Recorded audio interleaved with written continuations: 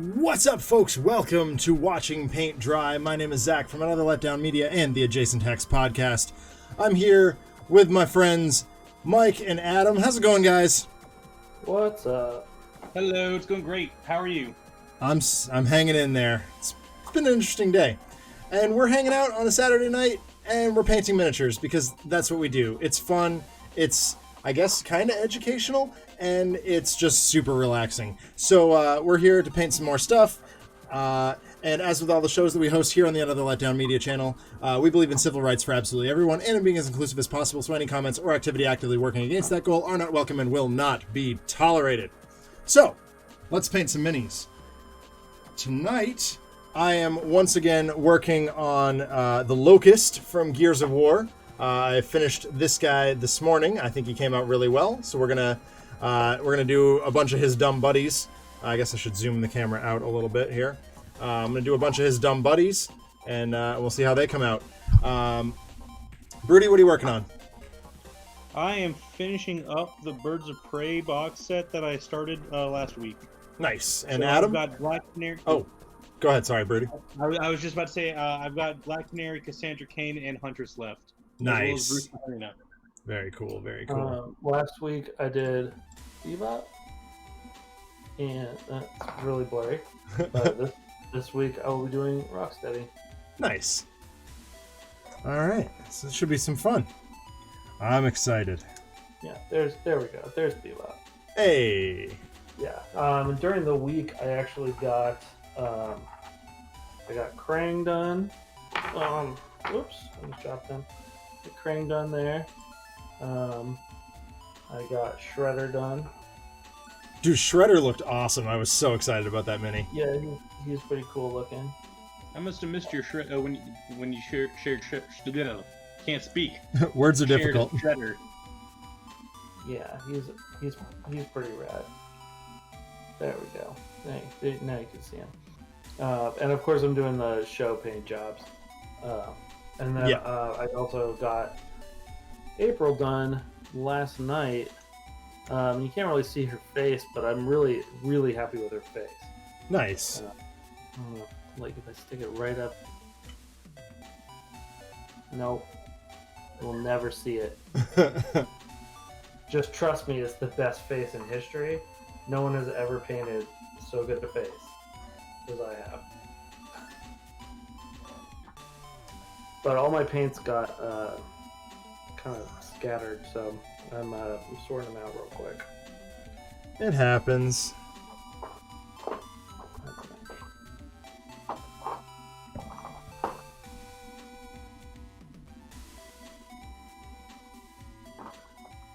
So how were your guys' weeks? Probably the same as everybody's.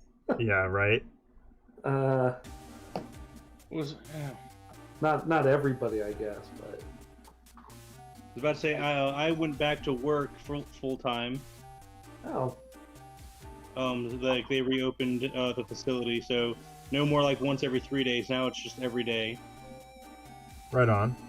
That's kind of cool. Yeah. Back to playing with the monkeys, huh? Yep.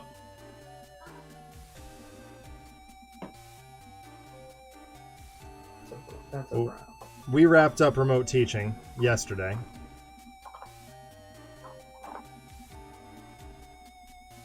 In Magical Christmas Land, it'll be for good, but I doubt that's going to happen.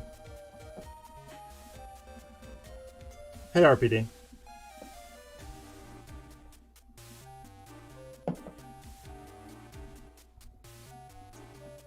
There's too many of these colors that are just like so similar.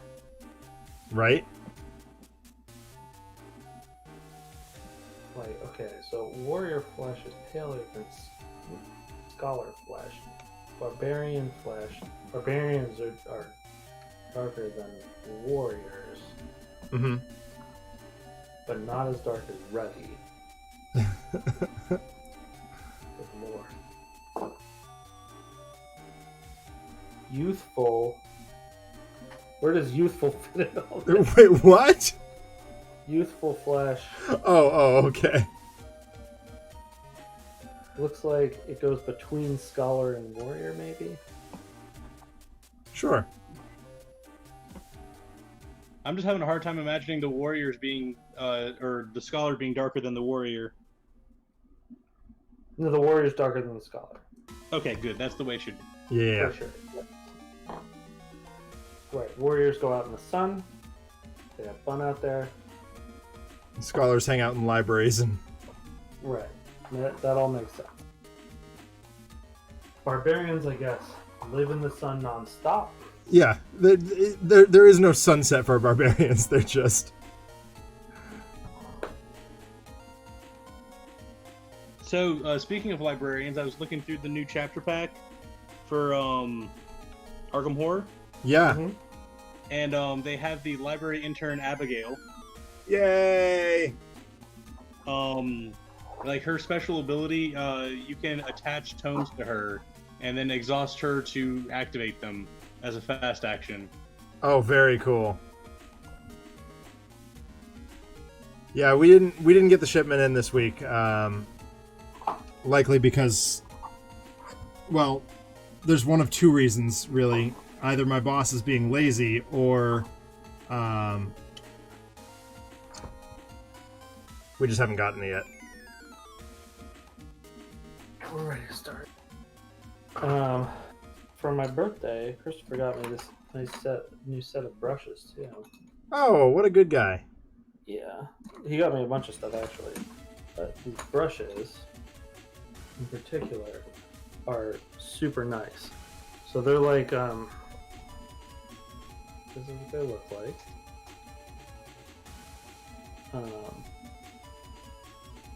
And they have like a really good firmness to them. Nice.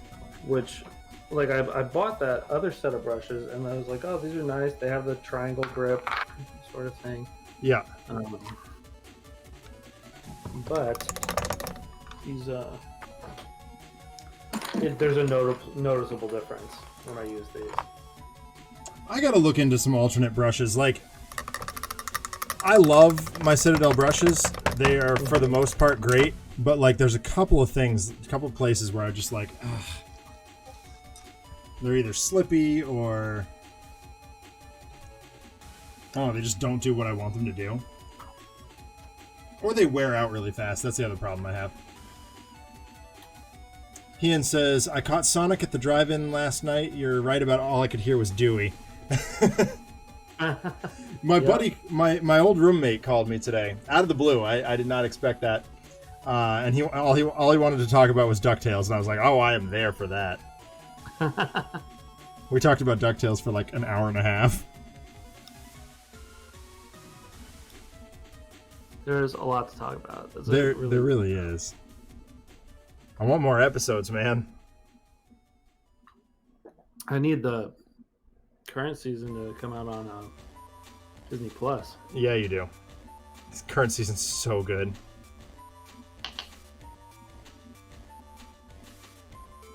Okay, so I think that we're going with this. We're gonna go like a yellowish shirt. We'll probably have to mix that. That's okay. Like a off-white yellow. And then I think I want to go for camo pants. Yeah, absolutely. Camo's a little tough. Alex, I see. This is one of those instances where I wish Alex was here, because he has really good techniques for doing camo. Oh, does he? Yeah, he did a whole Imperial Guard force, a Catachan force, that are all intricately designed with camo, right down to the point where his Baneblade, the giant tank that the Imperial Guard uses, is a Forge World scale Lizardman model that he's converted into a tank.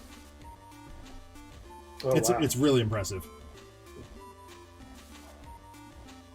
Okay, well, I think I'm gonna start with those. Mm-hmm.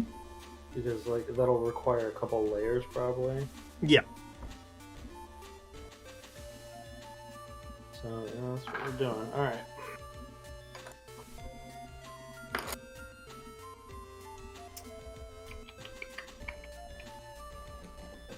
Pick some colors that In actual news of what's going on with me, I ordered all 4 books of the Tingleverse game because Candace is a good influence. Oh my god. Good luck with that, RPD. Wow. Alex can turn a lizardman into a tank. Damn, that's some high-level mad science he's rocking. He's pretty good at that.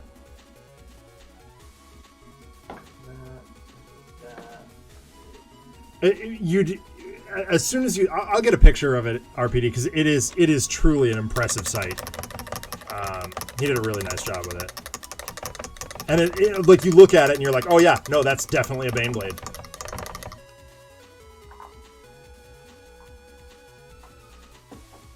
Okay, I'm thinking this will be good. Okay. Alright.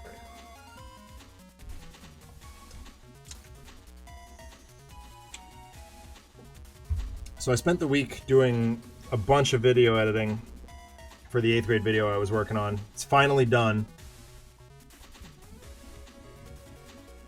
Just taking the day off of streaming tomorrow so I can monopolize my computer to export it. It's 45 minutes long, which means it's going to take most of the day to process. Oh wow. Why would it take most of the day? Because I'm exporting it in 4K.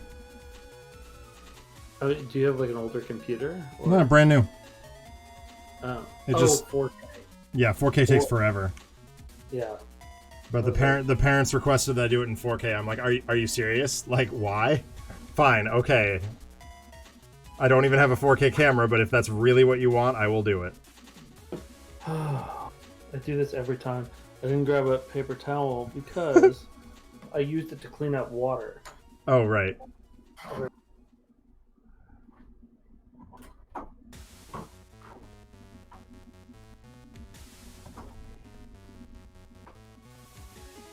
So, along the lines of I was not a huge fan of the costume design in Birds of Prey, I'm doing the Huntress in a slightly more classic style by using purple as the overcoat. Awesome. That's my favorite Huntress costume. With the possible exception, like, Helena Bertinelli is Huntress right now in the comics. Yeah. I love her Spiral costume. Ugh, it's tight getting in there. Okay, we're back. Yay. Alright.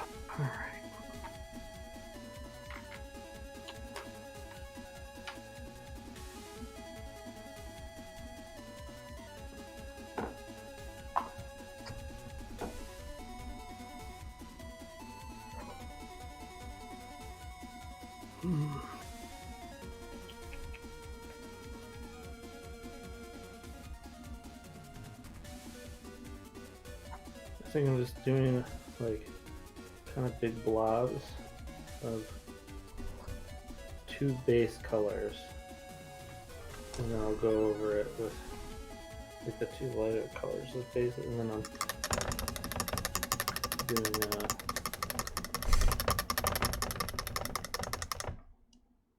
2 darker, like a darker green and a darker brown on top of the lighter ones.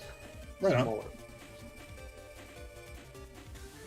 Adam, it looks like RPD's once again trying to convince your brother to build a Destiny character in the Sentinels roleplay game.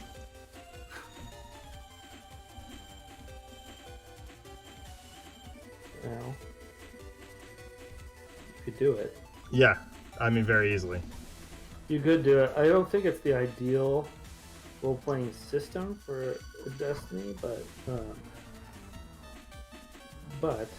you could do it. Yeah.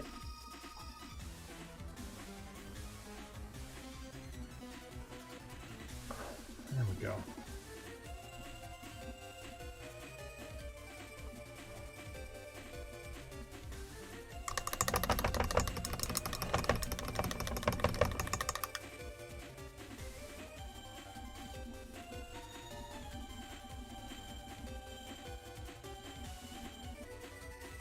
This was maybe overly ambitious. It's like all I ever do. With everything in my life. Get way too ambitious. Whenever we go, like whenever we start working with another company on a game, we're always like, okay, this is what we want, and this and this and this and this, and they're like, what? You don't think that's too ambitious? No, of course not. God forbid. I just realized that you can't see anything that I'm doing. Let's...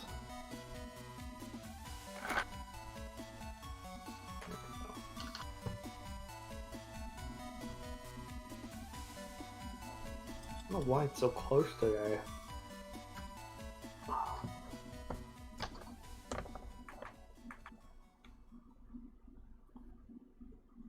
So there's my first brown layer, I think.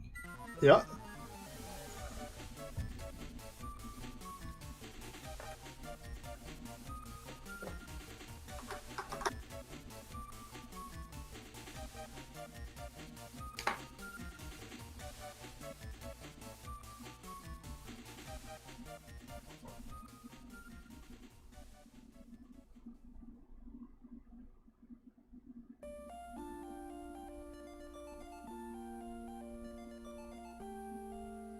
So I did finally, with the assistance of swapping from my Super Nintendo to my Switch, sorry, my temperamental Super Nintendo to my Switch, I did finally finish Super Mario World this week.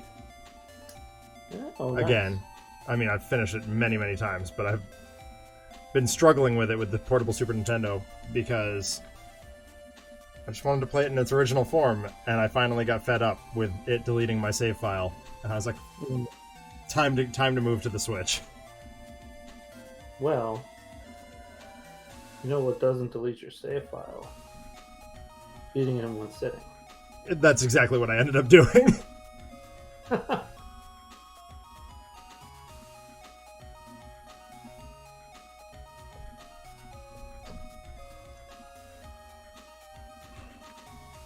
I don't actually know the last time I played, but like I beat a game that I've used a save file on.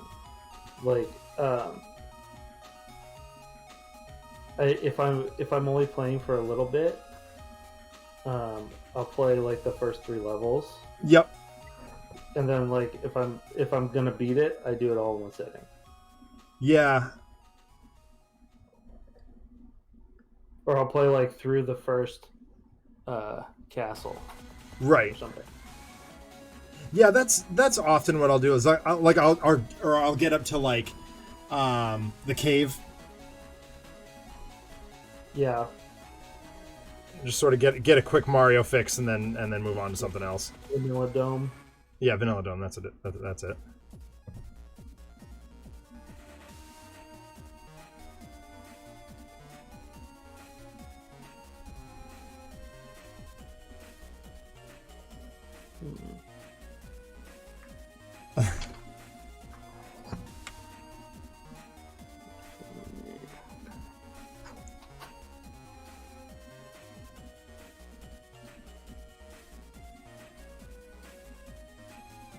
I was so bummed. We were supposed to go for like a long wander. I can't say hike because it wasn't really a hike. We were gonna go look for some like waterfalls and stuff around the state today. How's it not a hike? Well, because we were driving. Like they're just off the highway, and we got rained out.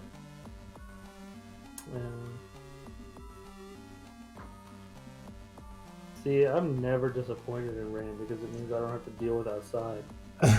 That's fair. I'm not an outside person. I'm not normally either, but I think it's just having been stuck inside for so long. Yeah, it definitely makes sense. We were talking today about just like how much we want to go to Target. Yeah.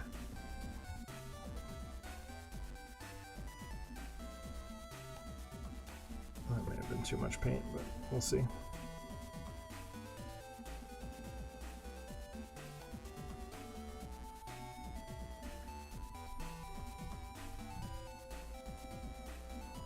That said, we got some really nice, really pretty thunderstorms today. I just sat I sat with my cat in the window and watched the thunderstorm, and it was awesome. Yeah, I love me a thunderstorm. Every time it starts, thunderstorm starts, I text Ness.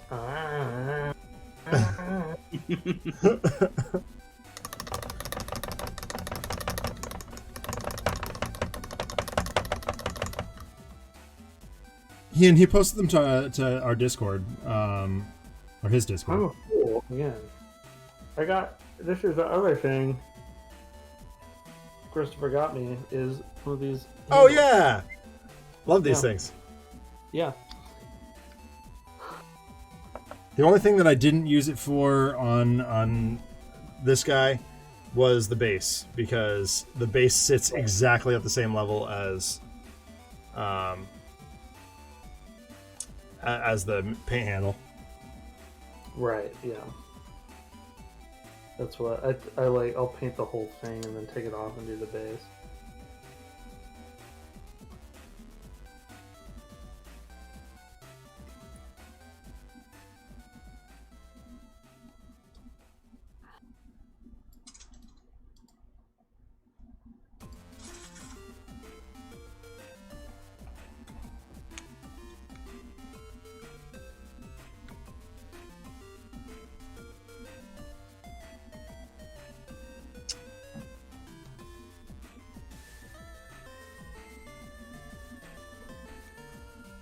So did you end up watching Three Musketeers last night, Adam? No, I did not. I ended up having to finish it this morning. I fell asleep about 3/4 of the way through it. I've seen it probably 1,000 times. Oh yeah, same. I That was, definitely have it on DVD and VHS. Yeah, that was we taped this off a Disney movie. Yep. And I just watched that over and over. Just reminds me of a simpler time. So I'm actually pretty happy with the base of that camo. That looks really good. What do you have? Two colors there? Another layer. That's just 2 colors. It's going to be 4. Yeah, I was gonna say. Yeah, the Disney version. Yeah. I'm work on another part of the model while those dry. Yeah. And then. We're talking about the Kiefer Sutherland, Chris O'Donnell, Yeah. Oliver Platt version. The best version. The absolute, unequivocal best version.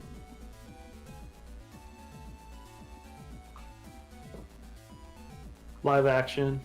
Yep. Just the right amount of cheesy. 90s Disney.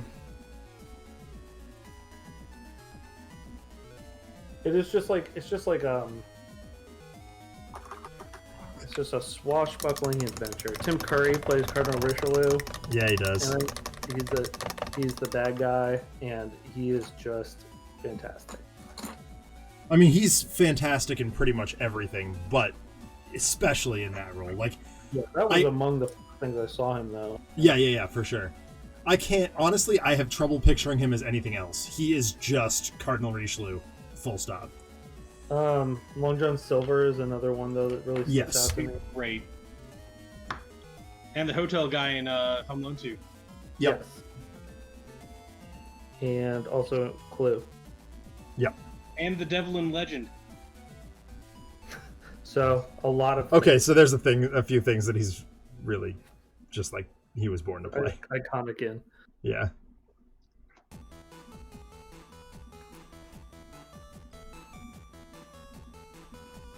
I met him a few years back, and boy, is he in rough shape. Yeah, Since his stroke. Not aged well. No. I mean, this is what many years of smoking a lot will do to you. Yeah. He was in an episode of Psych. Yep. And I was like, "Oh boy, you've seen better days." Yeah. It was funny, like, so that was Boston, or Fan Expo Boston, the first year it was called such, and the two like big draw guests were Tim Curry and Stan Lee. Mm-hmm. And Stan was just in so much better shape. Both of them were tooling around on little like rascal scooters, but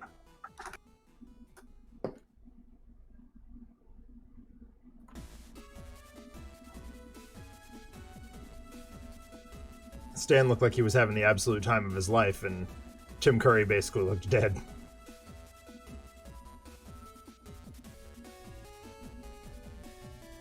Yikes. Yep. That's rough. Yeah.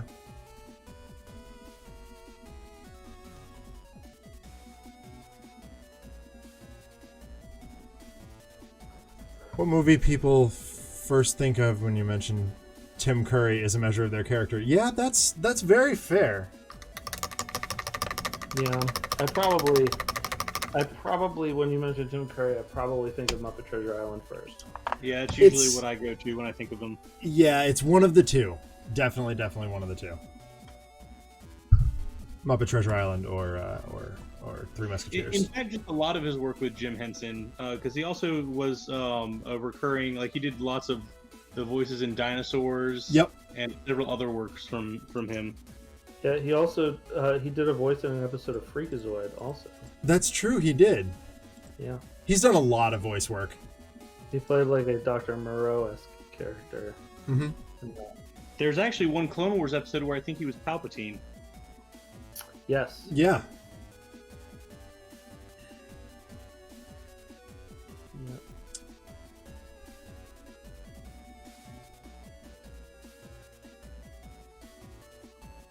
Tim Curry is one of those people that is like takes surprising work. Yeah. Like there's so many times I'll go like, oh my god, is that Tim Curry? How did these guys get Tim Curry? Right. I think he just will take anything. Well, but I mean, there's something to be said for that too. Like when you know you have an iconic voice that's going to sell copies and you're going to make money out of. Yeah. There's nothing wrong with taking a paycheck. Yeah. I just think he's like, I say that almost like as a more praise than admonishment. That he's I don't think that he, despite the characters that he usually plays, I don't think that he has a bone of pretension in his body. Right. Because like he'll do some very lowbrow stuff. Oh yeah. Like Freakazoid, for instance. Yeah. Yeah. Which is one of my favorite shows, but is not exactly. It's not exactly high art. Yeah.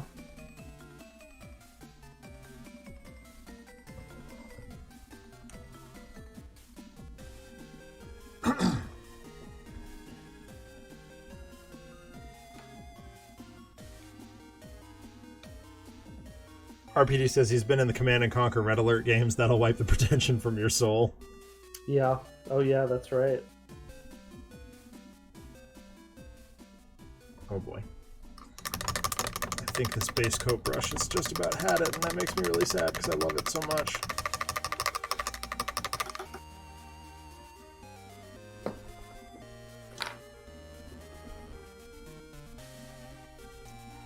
Okay.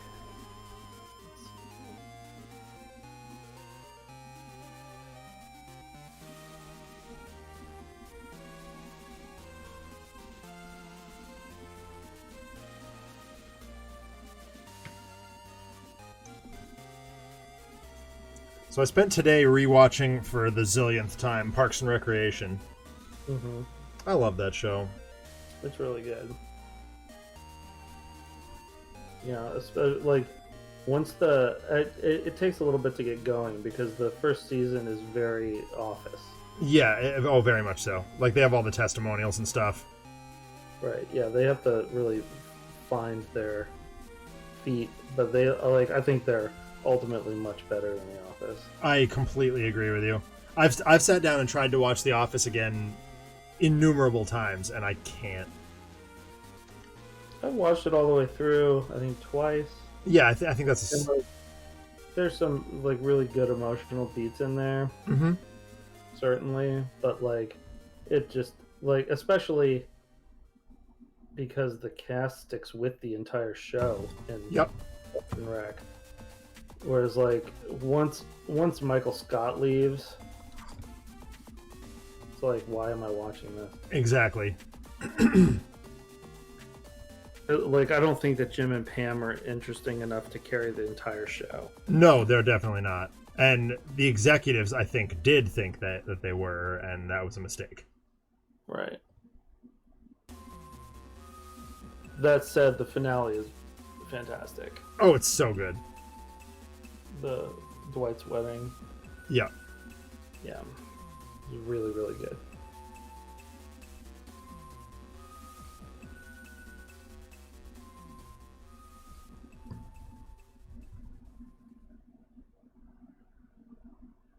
Okay, where are we going now? Oh, yeah, I guess that's dry enough. We can do this. Alright.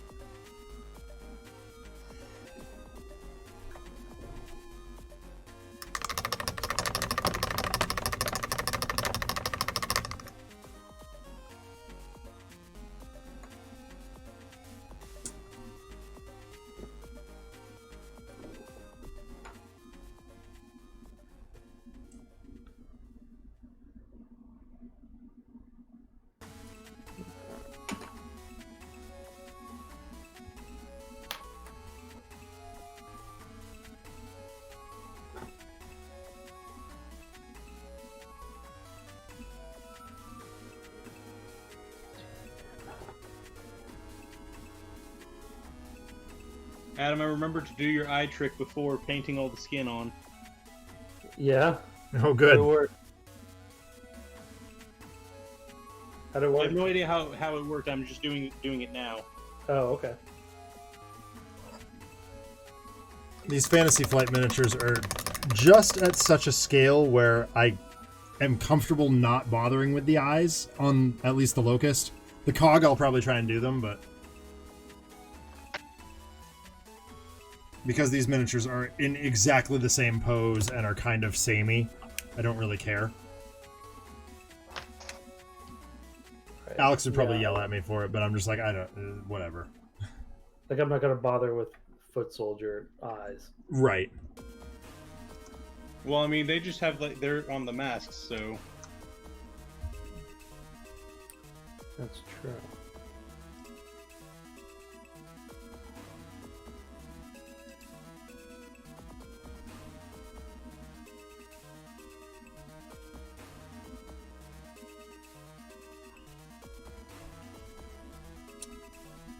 Okay.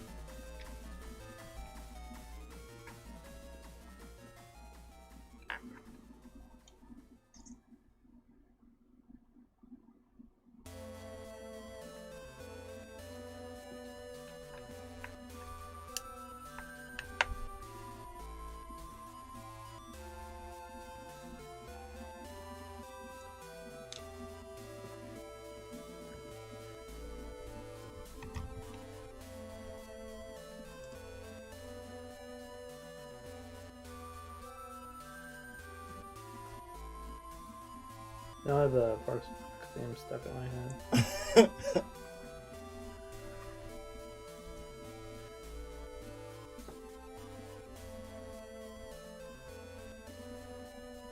Here's a question. So, like, okay, I have these goggles on here. Yep. How would you do those? Oh boy. I've done goggles a number of ways, and I'm never super happy with them. Kind of blue or silver or... I like for the glass parts. I usually use like a sky blue type color. Yeah.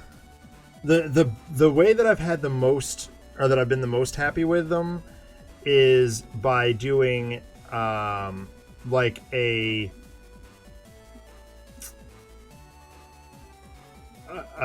dark, or like Broody said, a sky blue, but then also like accenting the edge.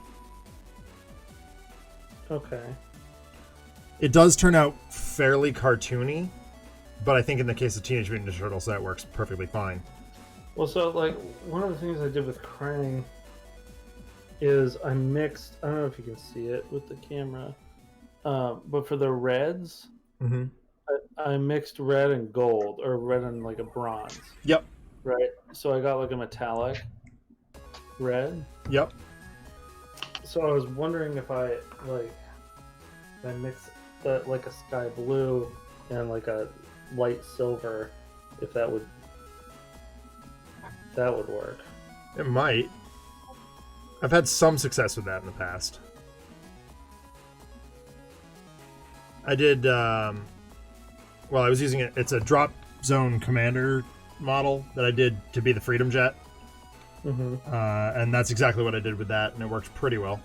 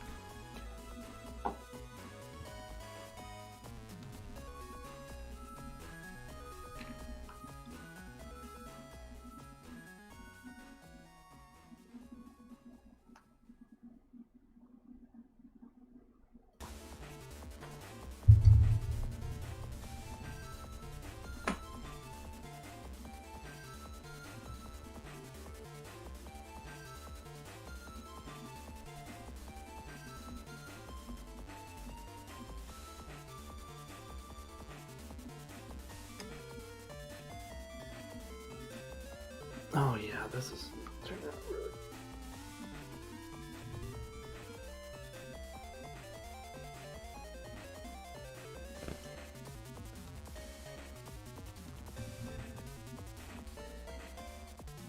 I usually hate putting camo on characters when I'm drawing it. Mm-hmm. Because it makes it a major pain to do. Yeah. In coloring. It's actually a lot easier this way. Oh yeah. Because like I can make random blobs just a lot easier than if I'm using my pen. Yeah. Computer. I'm so cranky. The driver for my pen tablet failed in the new update for iOS, or for OS X. There is another. Wacom did another one. I just haven't had a chance to go get it yet.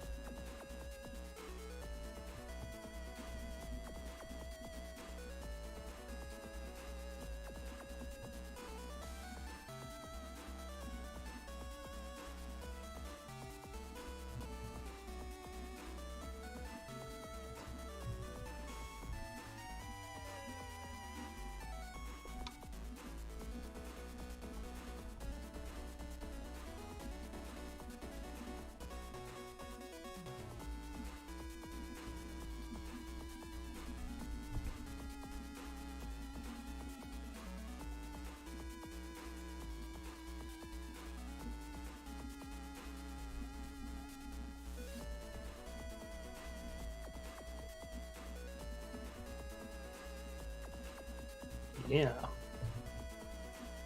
Can you see that?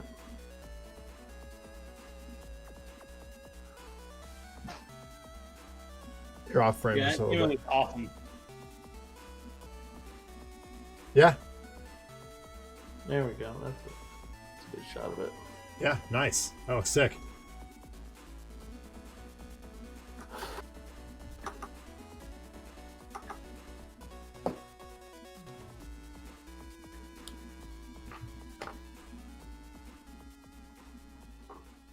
Like a white.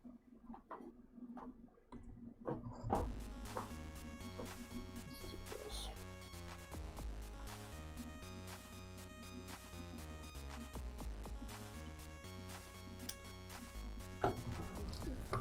First.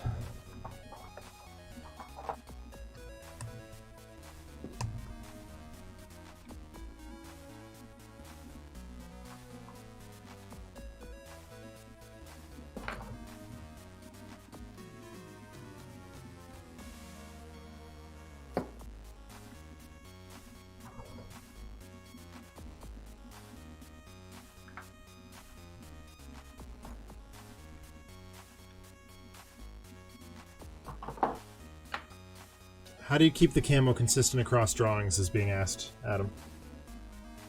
I don't. Yeah, that's kind of one of the tricks. Is like, you don't. Yeah. I mean, people don't pay that close attention. It's really the answer. Unless you work for Nickelodeon. Yeah. Unless you're Greg Schiegel's a friend of mine who does SpongeBob comics and drew for the cartoon for a while, and like every single dot on like in his pore in his body had to be perfect every single time, and he was complaining at one point in time about how he'd spend months just like practicing essentially before they'd let him actually draw for the show. That's awful. Yeah, Ugh. that's why I don't want to be an animator. Yeah, no. That's it right there. Because comic drawings can vary from panel to panel, and no one really cares if you're a good storyteller. Correct. I should say, as long as you are a good storyteller, no one cares. That's a better way to say that. Right.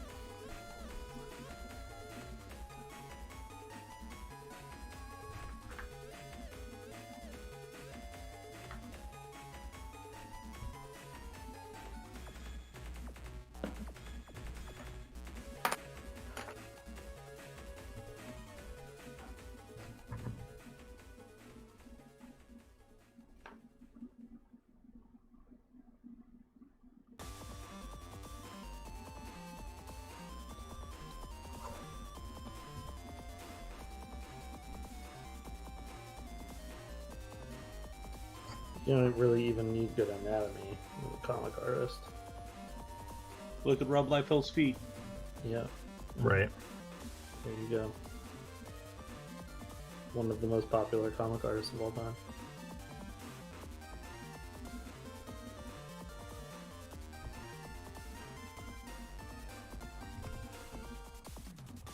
People love to take dumps on Rob Liefeld, but how many books have they sold? How many has he sold? I was gonna say at the end of the day. Yeah. He's moving product.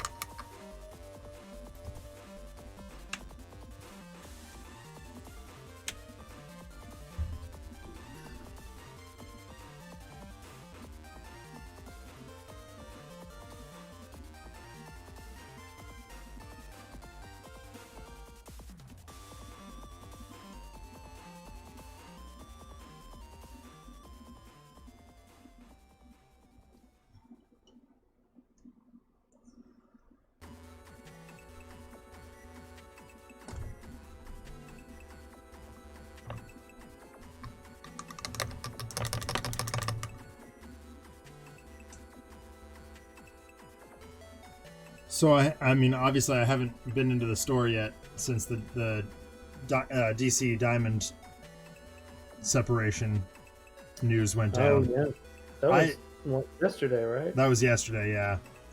briefly considered going in today and just talking to Mike about how he felt about it, because I know he's going to be all grumpy about it. But I don't know. I also just didn't feel like going to the store today. I understand some people's grumpiness, but also, like, I don't know. When I was working at the store, I don't know if anything's changed since then. It doesn't seem to have. Like, Diamond had massive amounts of damages. Oh yeah. And like really a lot of really bad business practices, and you didn't have any recourse for correcting the errors because they were the only game in town. Correct. Yeah, that's so, still. Like, they had you over a barrel, and if you wanted to get your books, then you had to deal with their crap. Yep, that's exactly how it is. And I think. I mean, healthy competition needs to happen. Anyone's complaining about competition. No, I think it's the only thing that's in any way negative is if it impacts like discounts and stuff. Yeah, I could see that. Realistically, though, as far as I understand it, like the DC was doing better though with their limited distribution system they had set up than right. Diamond ever has. Right. And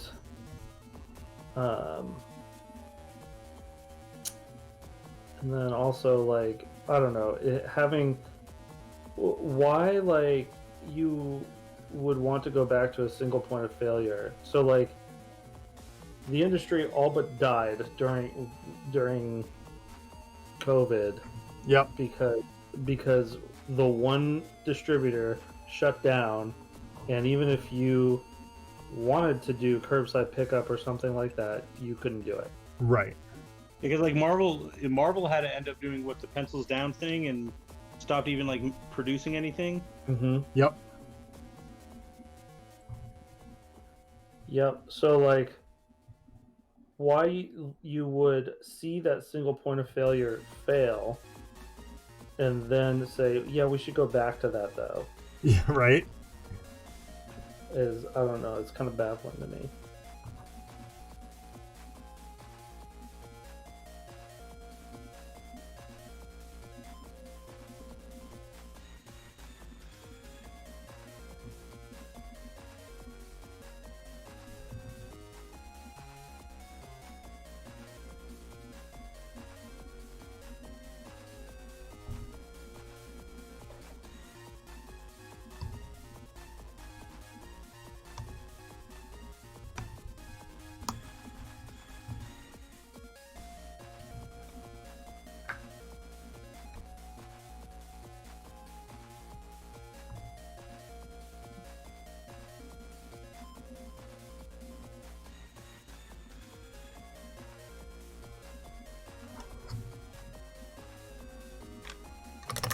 Yeah, I don't know. I don't have a whole lot of skin in the game anymore as far as comics go. So, like, I don't care that much, but I think it's good that there's competition. I think competition is healthy for industry. I agree. And there's something to be said, and you know, the local comic market, I don't know how it was when you were working at Adam, but like our local comic market in general is very much like, oh hey, we don't carry that particular thing that you're looking for, but this store, you know, in this town does. Mm-hmm. You know, we're very friendly that way, which I think is a very uniquely comic book thing to do. Yeah, there was with my store in particular, there were we were like the biggest store. Mm-hmm. So if we didn't carry something, it was kind of unlikely anyone else did. Especially because, like, with my store owner was real big into like indie books, and so he would buy a bunch of like things that had no chance of selling, Sure. just to like put them out, you know. Yeah. Or like he was big into like the R. Crumb and Daniel Klaus and like that indie scene. Yep.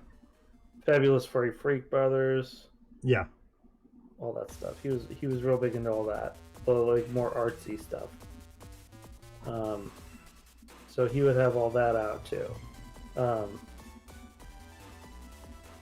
And if we didn't have something, we could order it, you know. Yeah. But there was also kind of a nemesis relationship with one of the other stores in town because they screwed with us a whole bunch. Yeah, we have that problem. That like they like one time they accepted one of our comic deliveries. You're kidding. No. And so like we didn't get the comics that week because they went to the wrong place. That's ridiculous. Yeah. Yeah. And like they would also treat customers really poorly. That's yeah. There was one time that a customer had gone into one of their stores and said, "Hey, I want to order Cowboys and Aliens." Yep. And the manager over at that store said, there's no such thing as that. And he was like, no, there definitely is. I saw it online. It's like, what online doesn't mean it's real. Wow. Yeah. There's a major motion picture coming out. Yeah. He was like, this was before the movie was announced.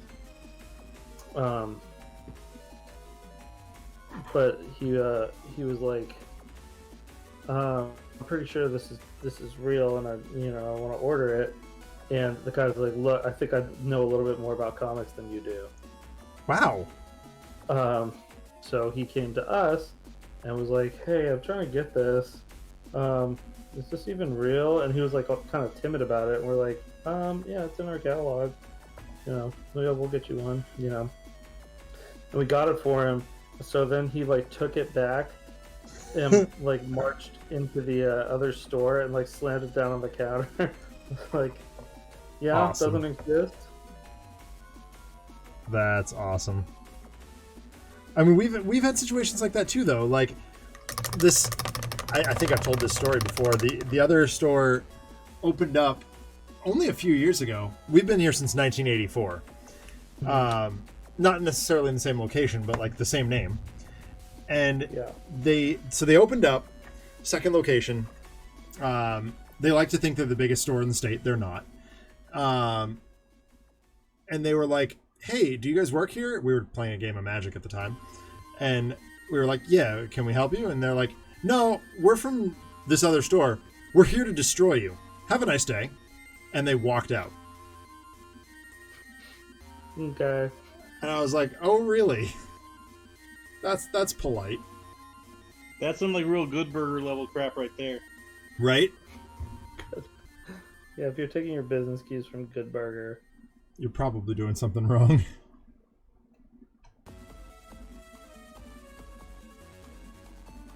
If you're acting like Cobra Kai.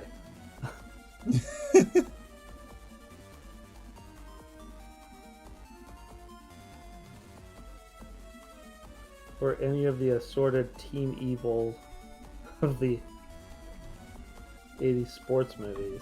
Yeah.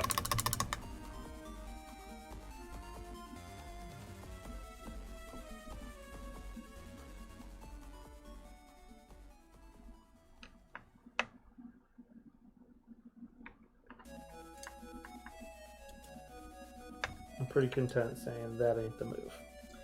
Yeah. But so then, like, there was another time that, like, we almost got our deliveries pulled. Because, I don't know. I don't know what kind of volume your store does. I mean, it's not the biggest, but it's not the smallest either. We did enough volume that through Diamond they gave us the books a day early. Yep. Okay, so like they don't do that for every store, obviously. Right. But So were you getting them on Monday then? No, we get them on. You get them on Tuesday. On Tuesday. Okay. So yeah, that's what we get. Most stores get them on Wednesday, Right.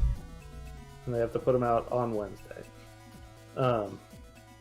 But if you do a certain amount of volume, then they'll give it to you on Tuesday. Right on. But you can't put them out on Tuesday because there's a street date on them. Right. So, they basically store reported us for putting out books a day early.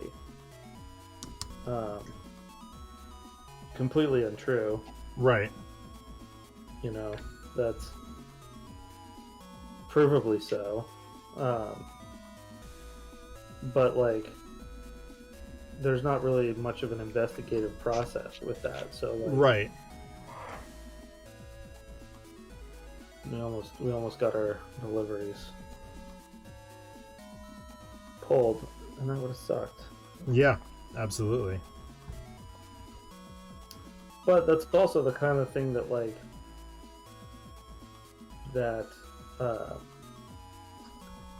having a single distributor is not good for, you know. Right. Like they can say no.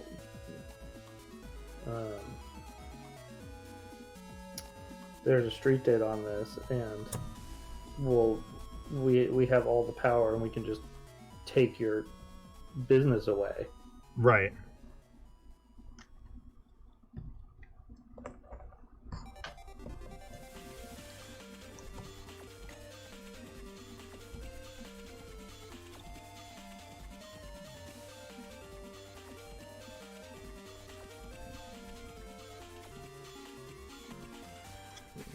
That's pretty cool.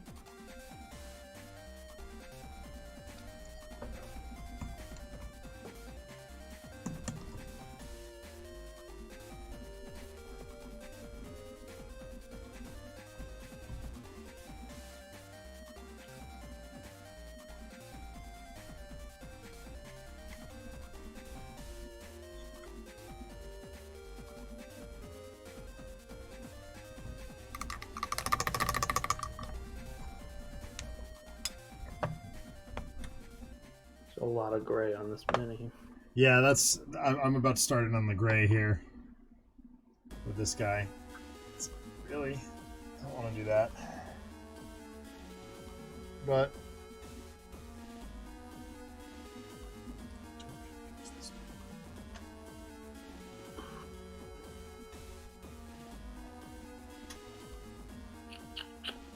Oh, that's tight. Don't mean it's cool. Man, that is a tight space. Yep. How's your handle on his sledgehammer? I mean, it was really curved. Okay, yeah, mine had that same problem. It was really curved when I got it. Yeah, I just put it under hot water Mm-hmm. and bent it back. They hold form pretty, like, you can see that it holds form pretty well after you bend it back. Like, it's a little bit curved. I could have done it more, but like, it's wood, so I don't need it to be perfectly straight.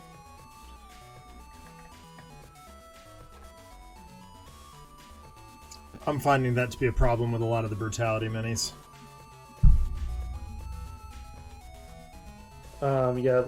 Liz in my Hellboy minis was real bad. She was like,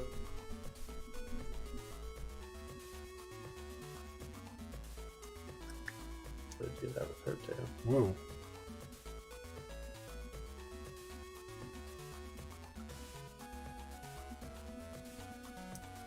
But like the type of plastic they do these out of, hot water works really well on. Yeah.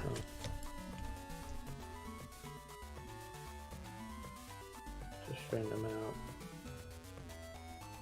Even after they're primed, like.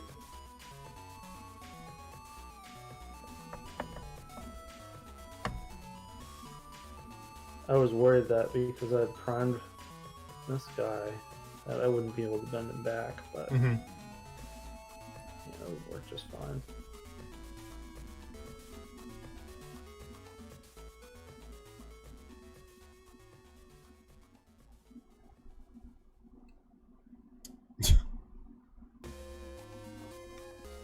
Alright, time to try and get in here.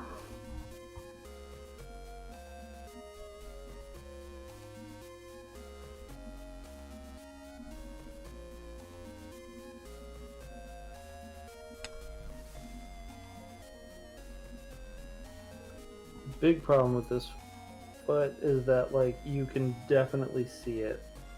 So, like,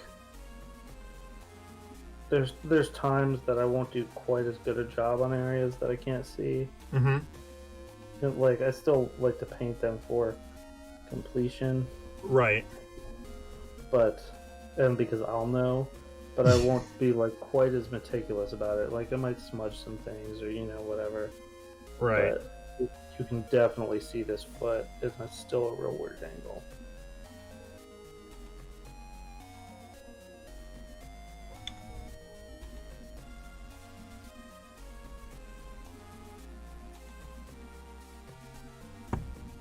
Okay, I feel a lot better about this hair right now. So, working on Black Canary, Yep. like I wanted to get her hair blondish, but I also didn't want to kind of use like the yellow that I'm using for her like shirt. Like I wanted to have some sort of color distinction, so I tried to use Xandri dust. Very not sure how well it would work for being the blonde hair, but with her darker skin tone and everything, it turned out pretty solid. Nice. Yeah, darker skin tone's gonna make that pop more, for sure.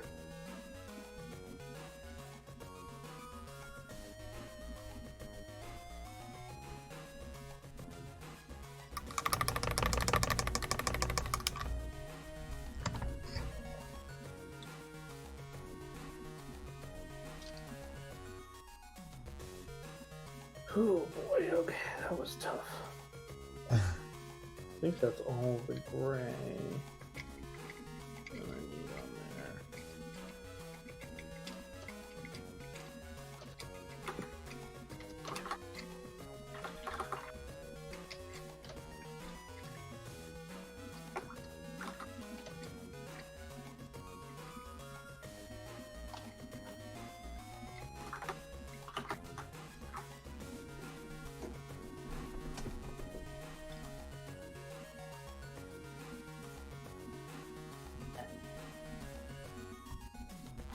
This one is important to me. Rocksteady's my favorite. Yeah. He's,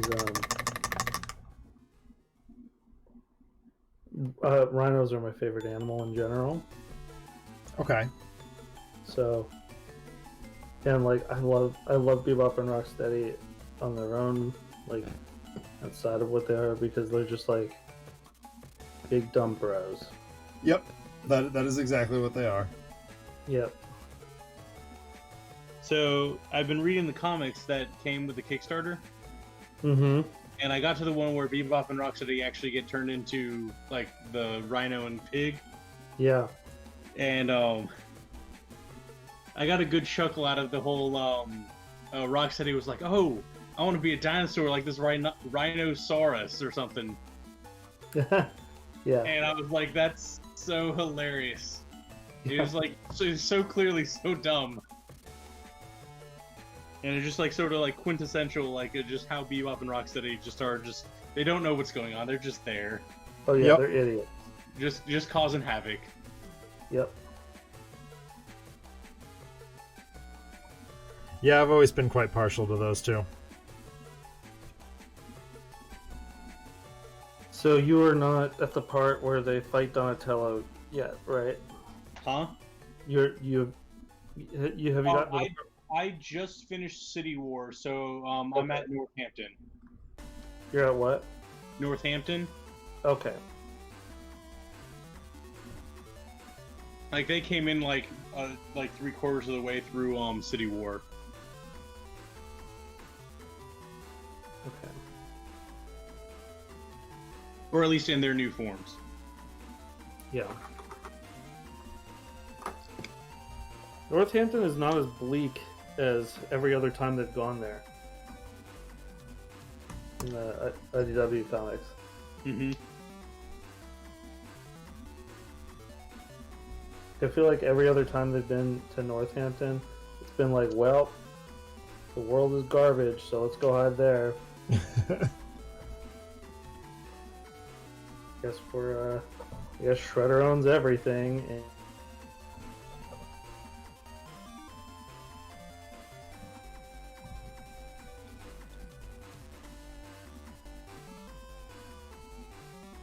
That's it.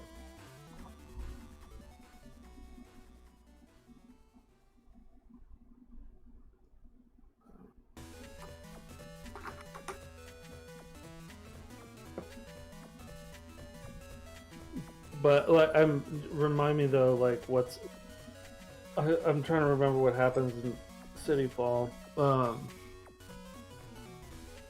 was the one where Leo gets kidnapped, and brainwashed. Brainwashed, yeah, okay. And then like Shredder's kind of like the I'm taking over everything. Yeah. Okay. Yes. Yeah, but it's not like any of the Utrom stuff or anything.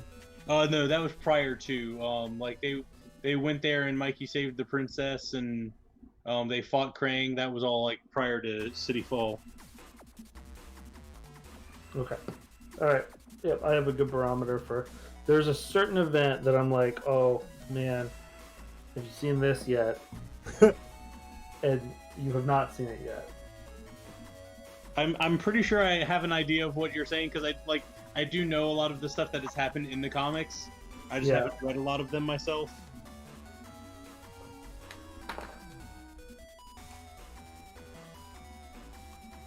All right. Well, there's one moment that I was just like, oh dang.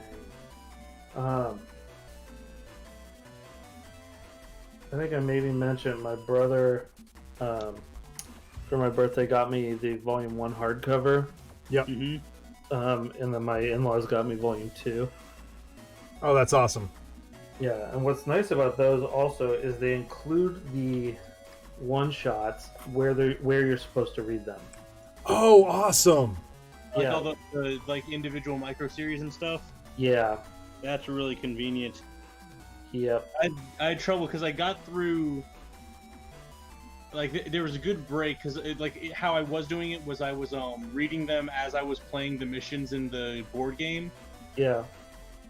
As I was getting through them, and so like after finishing like the first like Hob storyline where they find Raph, like it breaks and goes into the micro series. So I read the micro series there. Yeah. But then like that was only the hero versions. But I just continued reading, and until like I got like halfway through City Fall, there was like a reference to the Hun micro series. Right. And I was like, oh, I didn't even think about the villain micro series right now. Let me go try and read these right now and see what's going on. Yep. It puts them right in there. And like there's the Fall of the Foot Clan series. Or no, sorry, Secret History of the Foot Clan. Yep. Yeah. That like this stuff explains what's going on, like, and it's not in the main story.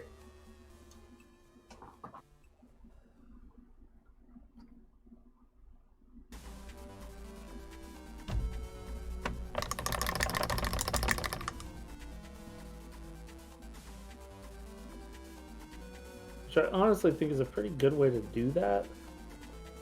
Like, because it doesn't break your narrative up to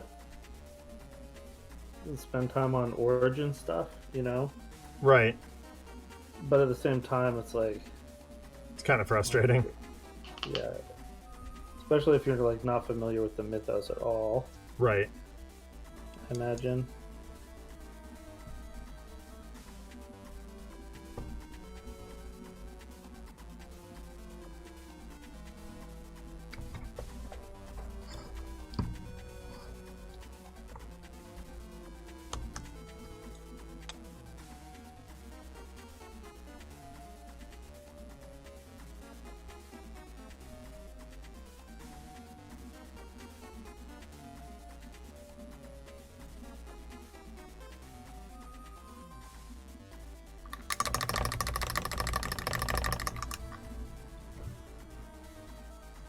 I think this is the biggest model I've painted so far.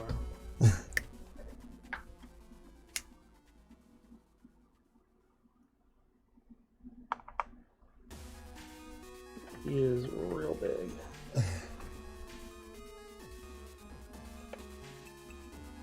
Oh, the biggest model I've painted so far, or the biggest like single character model that I've painted so far, is this giant Chaos Dwarf model that took me like 4 months to paint. Wow. It was incredibly tedious, but it looks super good. At one point, I blame my cat. One project. Yeah, it was super long. At one point, my cat knocked it off the table I was painting on, and its ear fell off. So I had to resculpt its ear, and I was like, "Oh, I actually like my sculpt for this thing's ear better. So I'm gonna break the other ear off and do that one too."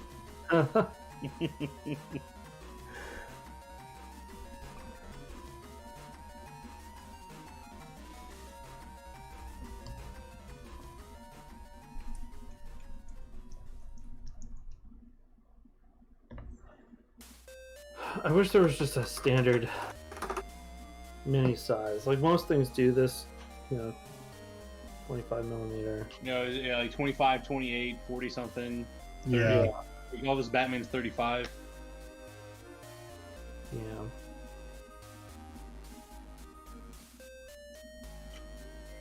The Gotham City Chronicles is, or? Oh, no. The night model stuff that I'm working on is 35 millimeter. Oh, okay, yeah. I thought Gotham City Chronicles, I think, is 25.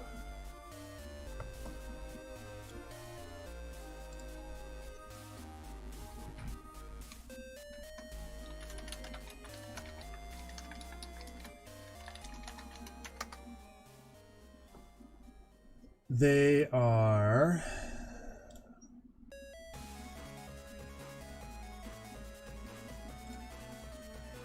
35. Gotham City is? Yep. Oh. Oh, they look the same size as these.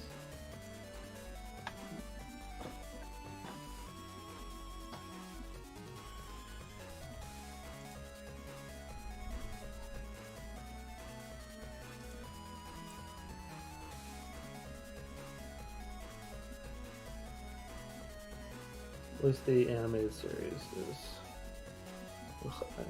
Right. For sure, because it has to be compatible. Right.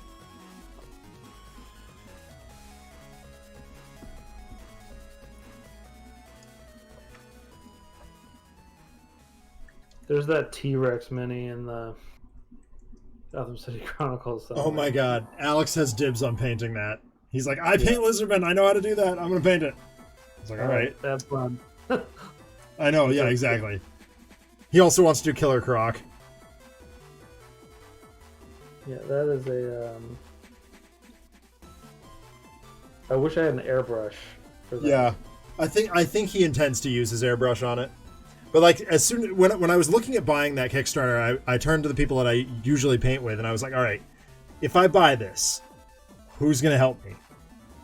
Yeah. And as soon as Alex saw Killer Croc and then the T-Rex, he was like, oh my god, I have to paint that. Yeah. It's very cool.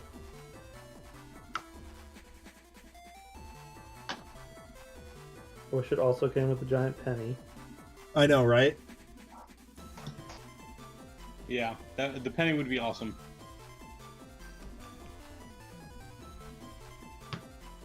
I think I could feasibly make a giant penny pretty easily.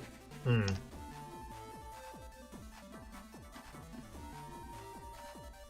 That would not be difficult. I just have to basically cut in like a thinner foam in layers.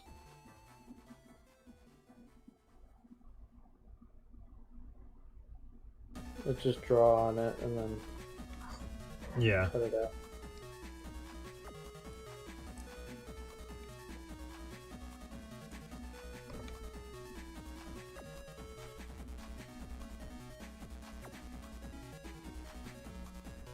feel like I'm painting anything else.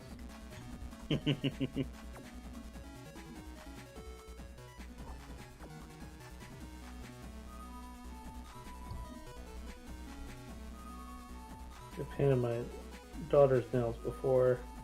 This is not dissimilar. Except this model's staying a lot more still. Well.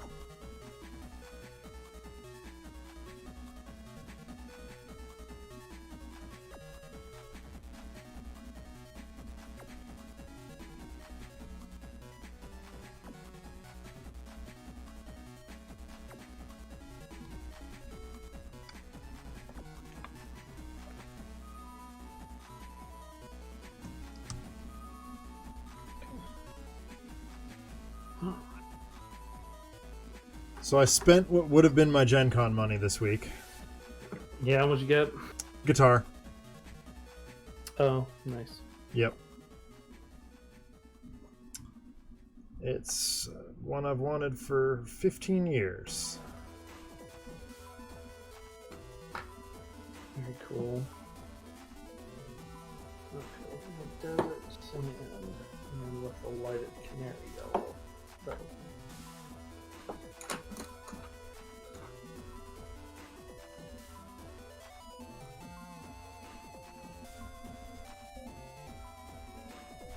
So, yeah, I used that, I used the Reichland Flesh Shade Mm-hmm. on Krang's flesh bits, but I also used it on April's jumpsuit, Yeah. like, so that it shaded it more orange. Mm-hmm. It worked really well. I use it all the time for that kind of thing. I think it was actually. Go ahead. Sorry, I think on my April I ended up using the Cassandra Yellow, Yep. and it turned out pretty good. I think one of the two ink washes I used on Violet Heart's hair was actually Reichland Flesh Shade. I think it was the first layer, first wash that I did. I love that one. When you say Violet Heart, I keep thinking you mean Ruby Heart from Marvel vs. Capcom 2. Oh.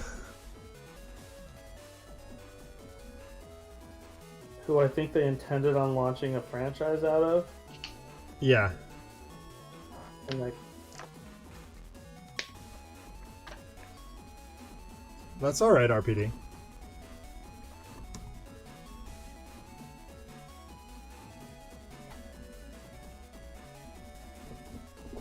well, you have to be careful about because I'm here.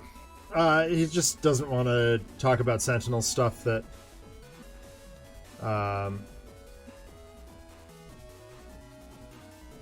Okay. isn't canon, I guess. Oh, sure.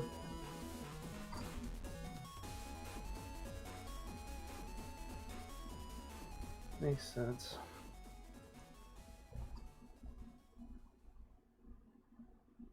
So I might use the flesh shade on his shirt also. That ended up being a really, really good color. Mm-hmm. I blended desert sand and what's this one? Canary yellow. Yeah. Looking good.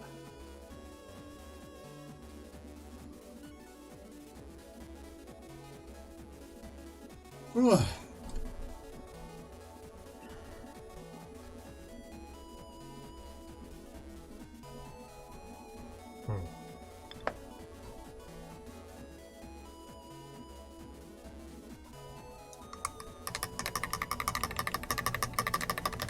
Did you watch any of the Michael Bay Turtles movies? I did not. I did. So I think that like they're better than they have any right being. Yeah. That like they're definitely aimed at kids. Yes. Mhm. Like one of my things was like you just have to like the turtles are teenagers or like kids, but they're like current aged, like 2000s and 2010s. Like you have to go in with that mindset, otherwise it's gonna like really kick you in your teeth. Right. Yeah, and it's also like, I don't know, to me it was watching like an updated episode of the old show, of the 80s show. Mm-hmm. That like that was the tone. That Yeah.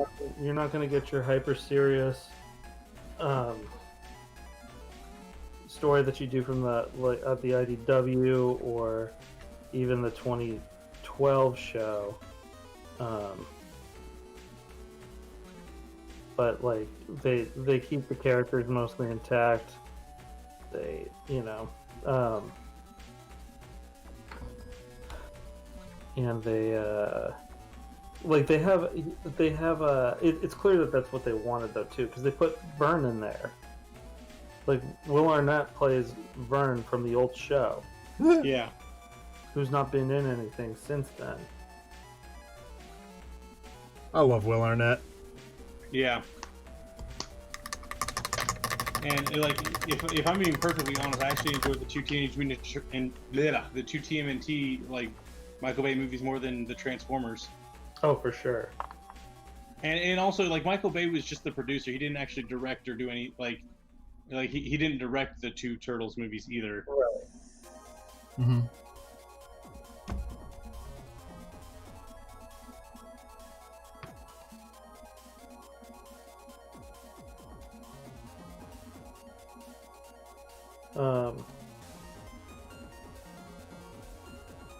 But yeah, like the first one's kind of eh. The second one I think is actually pretty okay. Yeah. Because They get try like, to like lean into what it was, like the good parts. yeah, And it's like, you know, we'll just try and give fans whatever they want. Mm-hmm. yeah. Bebop and Rocksteady are awesome in it. Like they're the best part of the movie, and like I completely buy their bromance. They're just like best buds, and I love it. As they should be. I mean, for Yeah. sure. And then like Krang's really cool, and the Technodrome's in the movie, and like, what more do you want? Yeah, I was about to say the only fault of that movie I think is they they try to do too much in the one movie. Yeah, that's Yeah. fair.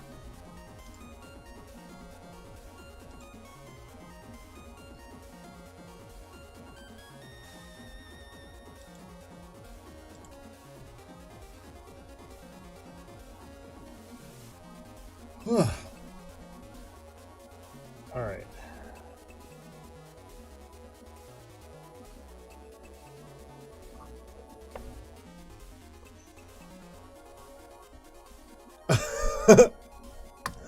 RPD is referencing my love of Scrubs by saying that we don't use the term bromance on this channel. We use the term guy love. It's guy love, that's all it is. It's guy love, he's mine, I'm his.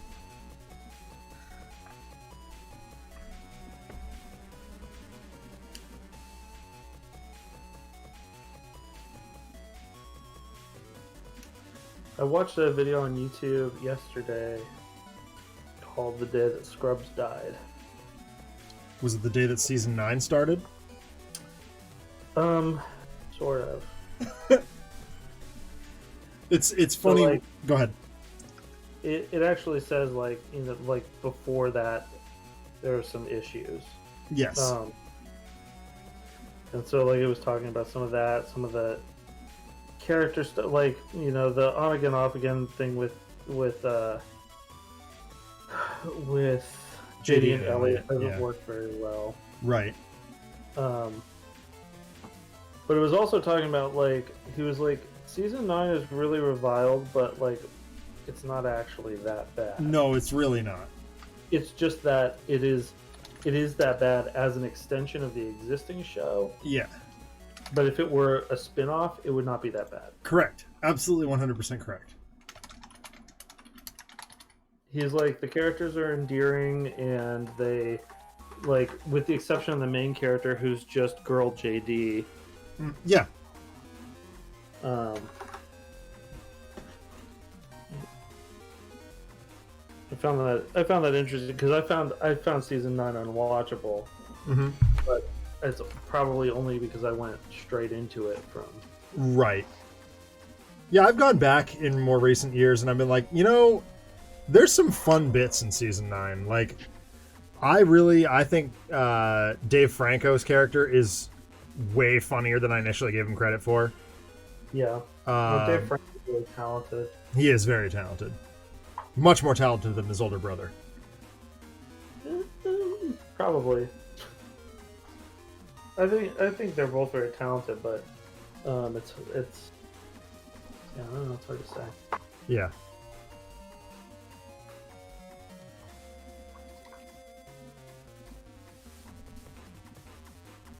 Have you seen the like sketches that the two of them shot early on that were James Franco giving acting lessons to Dave Franco? Yes. They're so good. Yeah, they're really funny.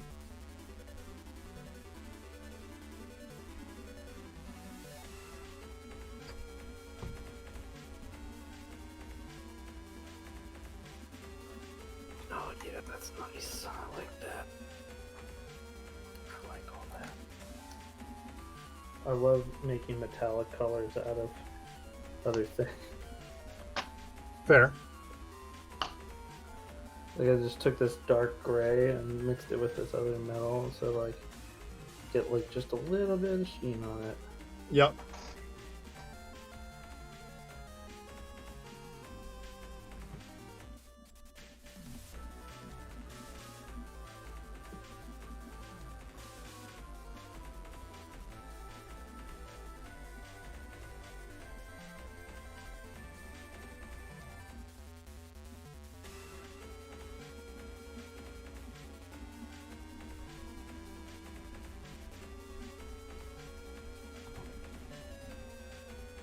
Giant sledgehammer.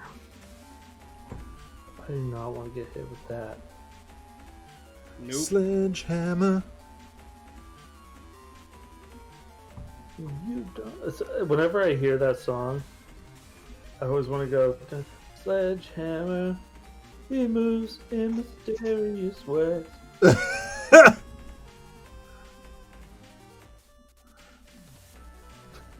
My brain mixes those two songs up. Yeah, I can see it. I was quite honestly, whoa. Oh, I must have just, yep, I did. My computer just threw up a random overlay for no reason, and I was like, wait, I didn't click on that. I realized I pressed a button on my Xbox controller. I was actually very proud of that block of Phil Collins, Peter Gabriel, and Genesis that we put up on your stream the other day. Oh yeah, that was a lot of fun. We're gonna do. We're planning to do a Bruce Springsteen block coming up.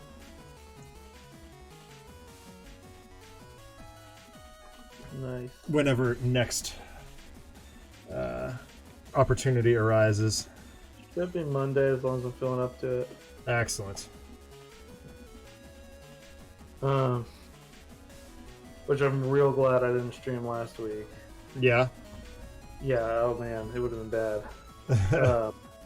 That Fnatic one. It took so long. Oh, did it? I didn't actually. I haven't actually looked. I listened to the show, but I was driving, so I didn't look at the art. Yeah, it took so long. It took like 8 hours. Ooh, good lord. Right, and it's not complicated. It should not have taken me 8 hours. Right. It's just one of those things that like I was not doing good that day, you know. Yeah. So this week had a pretty rough opener. Yeah, I don't know if you could see like the effect that I got on. That looks heavy. Yeah, it does.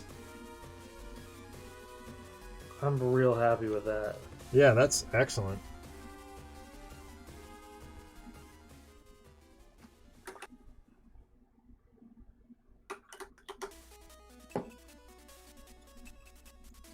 I am very happy that I did one of these Locust as a proof of concept, and now, like, it just makes mass producing them so much easier. Yeah. I should do that with the foot soldiers. I think that I'm ready to wash this guy. Oh, I need to do that.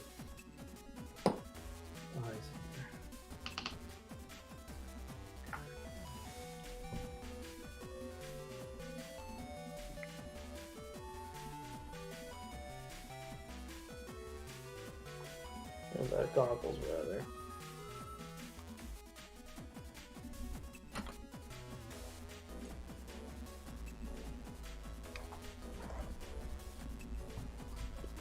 This was a good decision.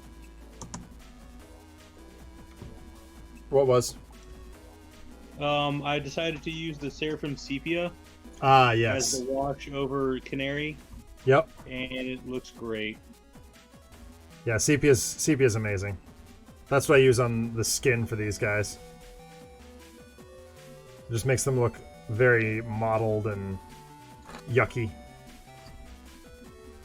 Kind of like they just popped out of a hole in the ground. Oh, wait. Is that what they did? That's exactly what they did. Okay.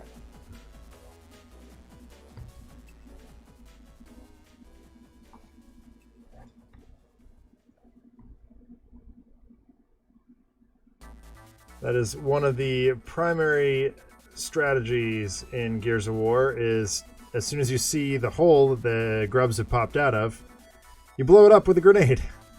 You run at General Ram and stab him with a sticky grenade. Yep.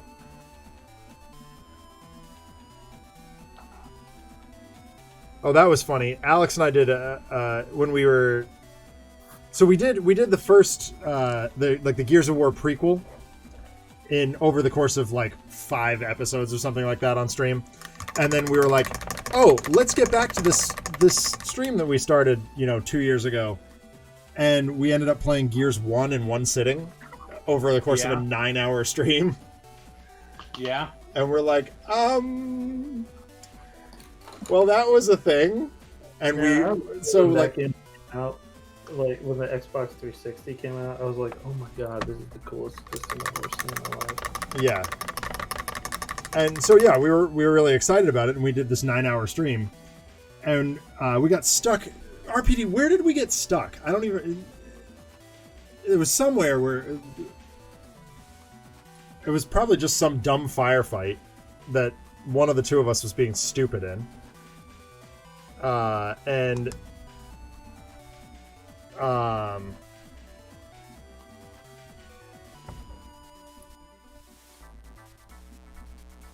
So we got stuck there for like an hour, and yeah, I do remember that RPD went away and came back from dinner, and we were still in the same fight. Oh my god. It was bad. And then we get into the final fight with General Rom, and it was just like we one-shotted him. And we're like, oh, well, that was anticlimactic. Yeah, that was how me and a friend were playing through the nightmare difficulty. Yep. And after like 4 hours of just trying to beat General Ram, like I was just like, screw this, and just did the run up with the flail grenade and just stabbed it in his chest, and he just died. And I was like, well, that's crap. Yeah. After like 4 hours. Well, Gears is one of the, and Adam, you and I have talked about how much I love Gears because it is one of the few games that I'm very good at. Like I could play, or Alex and I could very easily play on Nightmare, like the hardest difficulty, but it doesn't make for an interesting stream because we would be sitting there and strategizing and like agonizing over every play, where on hardcore we can kind of just crank through it.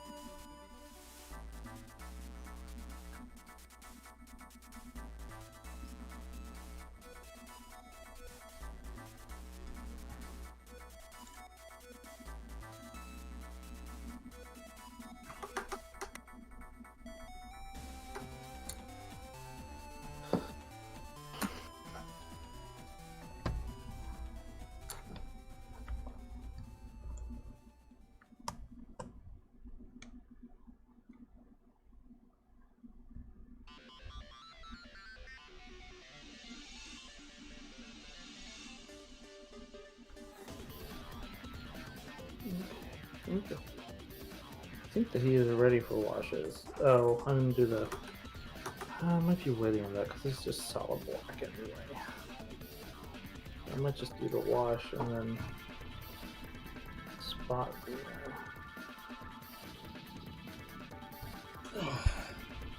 spot black the belt.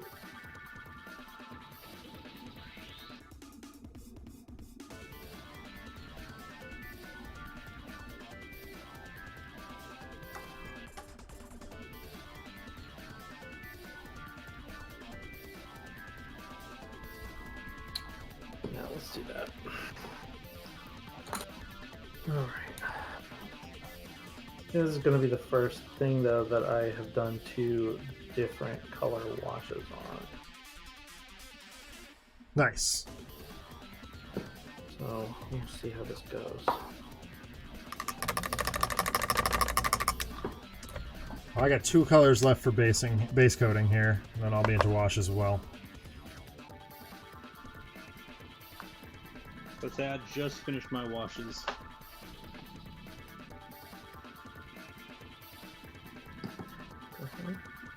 I know.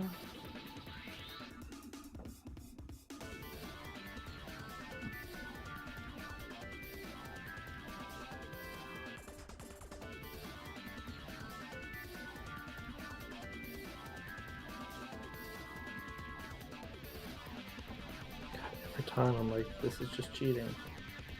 It makes it pop out so much. Yeah. I've even started using it on the basing. Like I didn't until very recently. I would just throw down the texture paint and then the dry brush over it. I started throwing some Nuln oil in there, and it just I mean it's low lights, and it's perfect. Yeah. Yeah, it's.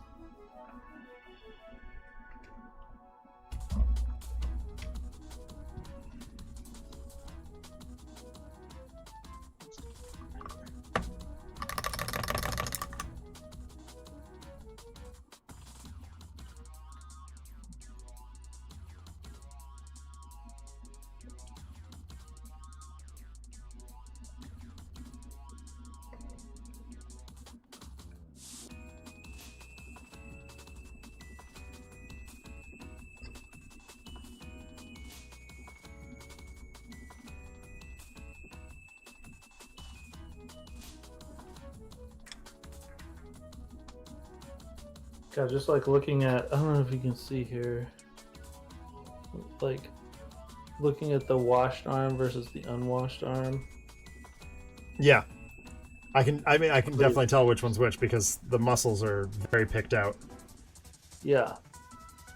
That's what I love about. I did a couple of ogres a while ago, and Yeah. the flesh wash that I use is so nice for that.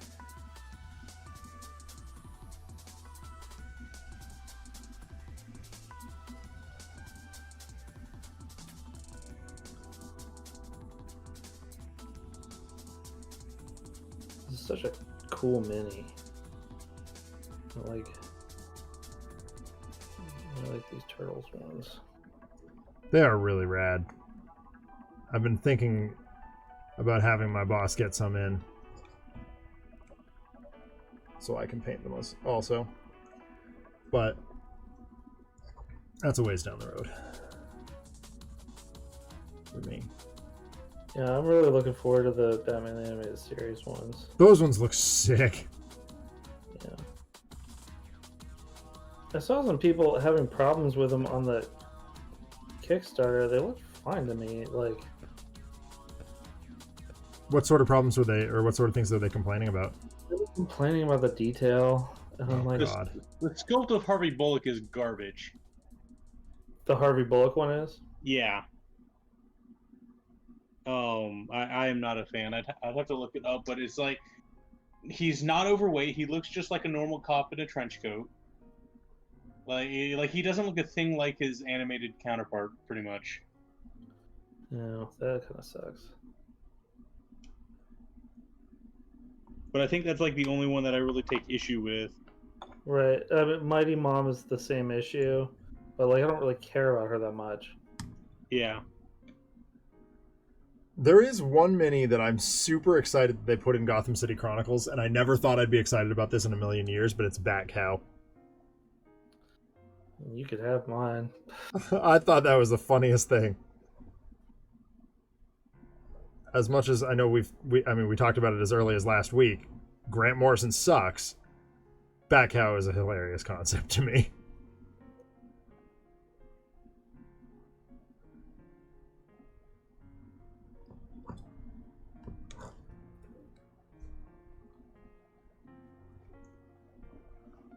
Although we, rather than making any use of it in Gotham City Chronicles, we've been using it as a first player marker for Milkman. Oh, sure. Have you played Gotham City Chronicles? Not yet, no. We were supposed to, and then quarantine happened. Yeah. I don't know that I'll ever be able to play it. Yep, that's kind of where I stand on it. Because, like, I got Ness to play Hellboy. Yep. And like that was great, and Hellboy's great. And I will be able to get her to play Turtles. And Batman when that's out. But Gotham City Chronicles is so much more wargamey. Yeah.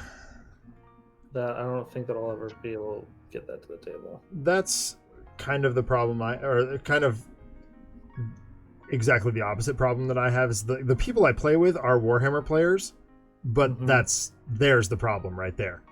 As soon as I get them all together, all they want to do is play 40k. Yeah.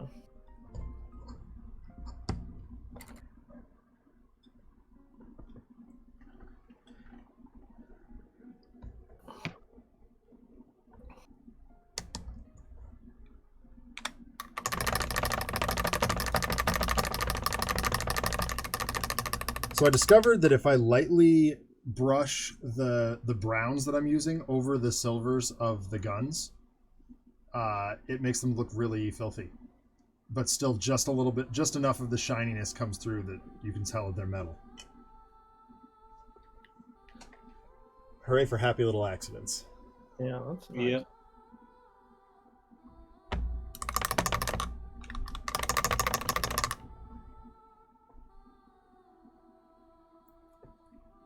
If you want to make something look really worn, also, like paint it and then like get like a much lighter silver and just like paint just like little bits at the edges. Yep. And that'll, like I use that in art all the time. Yeah.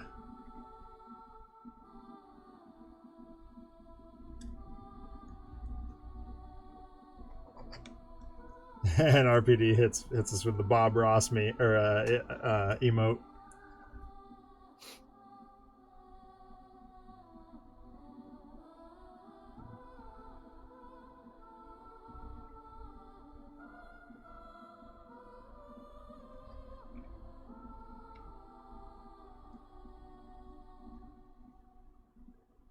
Yeah, that's good. That really dulled that green a lot.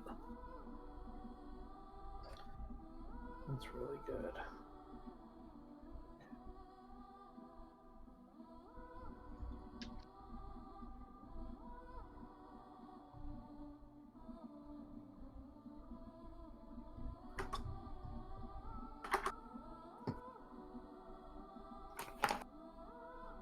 There's a picture, maybe. Oh, hell. That's not what I want. Ugh.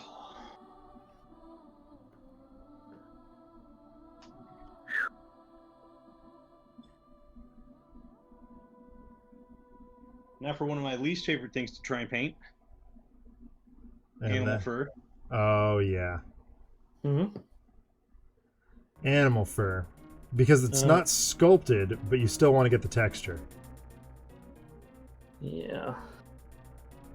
what I end up doing, Broody, is I'll do like a dark brown Yep. base coat, and then do like a Doom Bowl brown or something like that. Yeah, the thing that like I started with a dark brown base coat, but the hyenas are spotted with black spots. Oh, right. Also Ugh. makes it come up terribly. That's the tricky part. Yeah, that's no fun.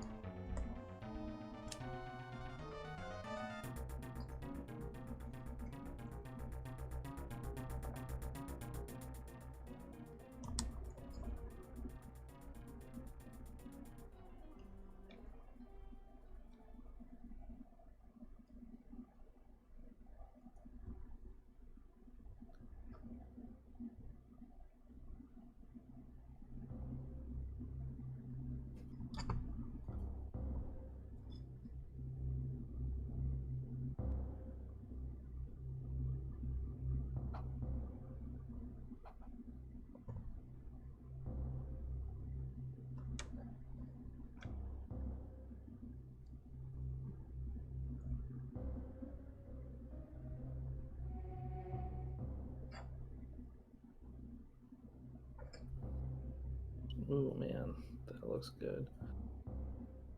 The Reikland flesh shade makes pretty good wood. Yes, it does. Again, though, we got to get you some Agrax Earthshade.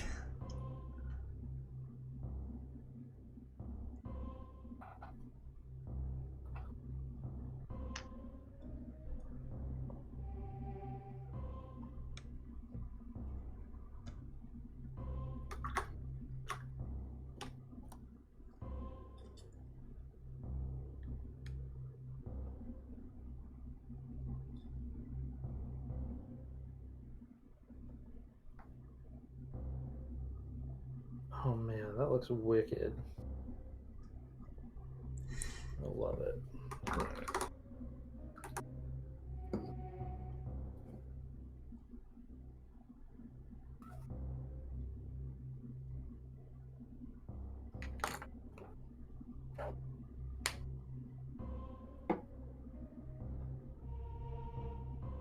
Perfect.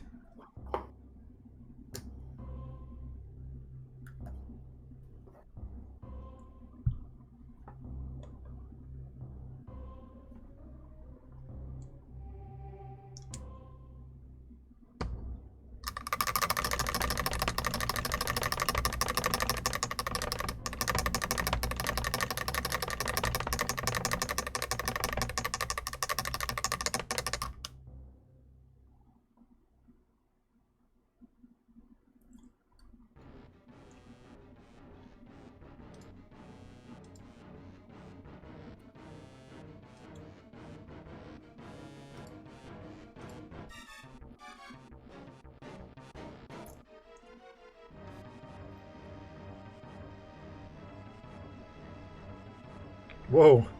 This guy's base is super warped.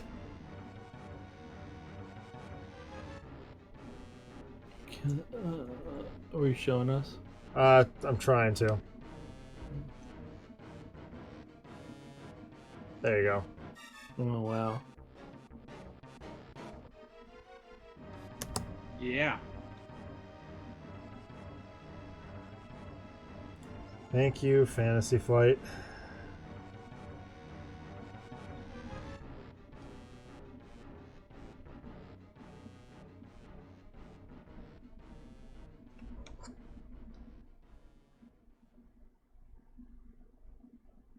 It's suddenly significantly less surprising to me that Fantasy Flight and Games Workshop worked so closely with each other for so long.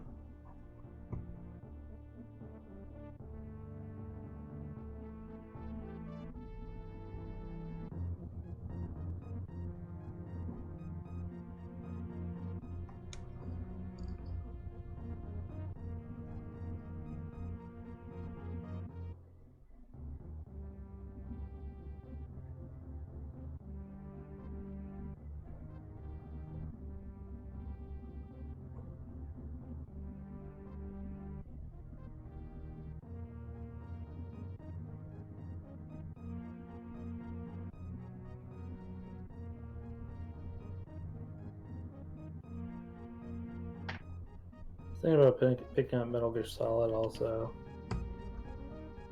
The minis game? Yeah. I haven't It's taken another- much. Go ahead. No, it's another IDW. Oh, okay. And it is it's co-op stealth, Huh. which sounds awesome to me. Yeah. Definitely has my attention. You are not helping, Cat. Like Candace really likes Metal Gear.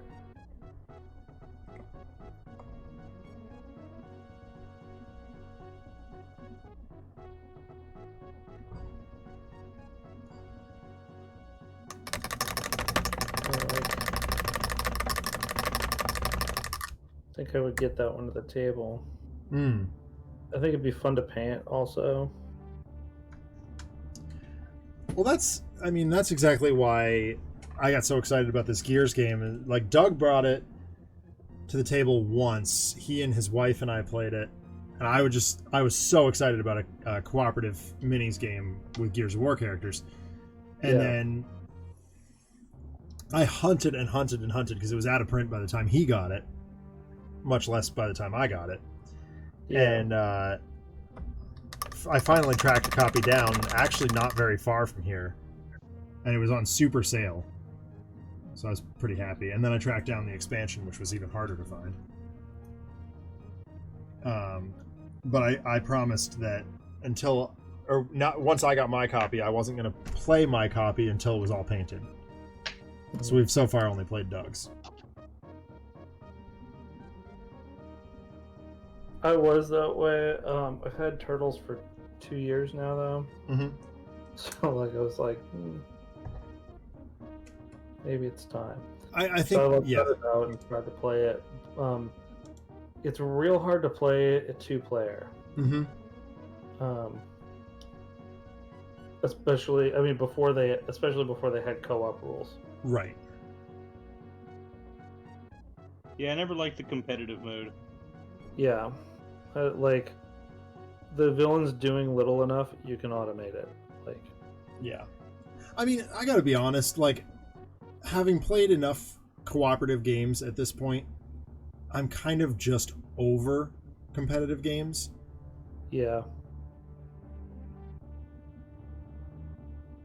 Yeah, I mean, the thing about competitive games that the only thing that really works with them for me is if I am if me and a few other people are lifers on it, like if we're like honing our teams and building them and playing every week or something, Mm-hmm. like with Hero Clicks, I was doing that. I was going to tournaments every week. Right. When that was first out.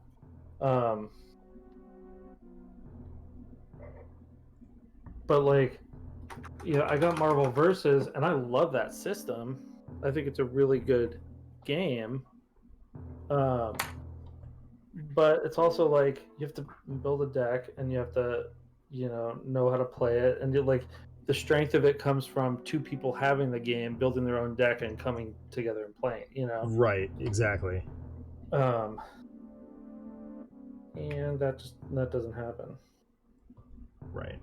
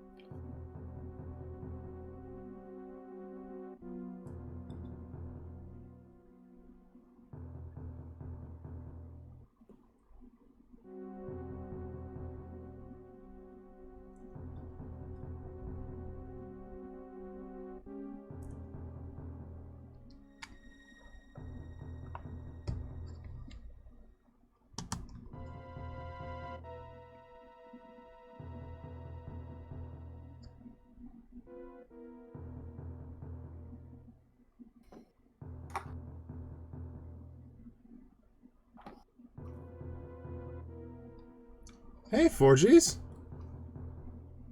What's up, man? How we doing? Oh, that's because I'm ducking.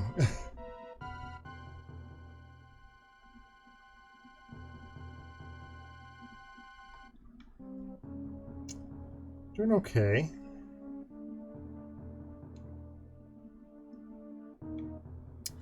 I am working on Gears of War miniatures.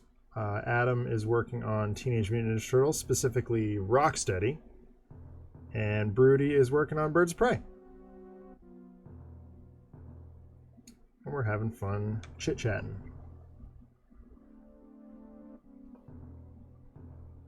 I haven't done a lot of chitting, but chatting. Yeah. I've been holding up the chat end.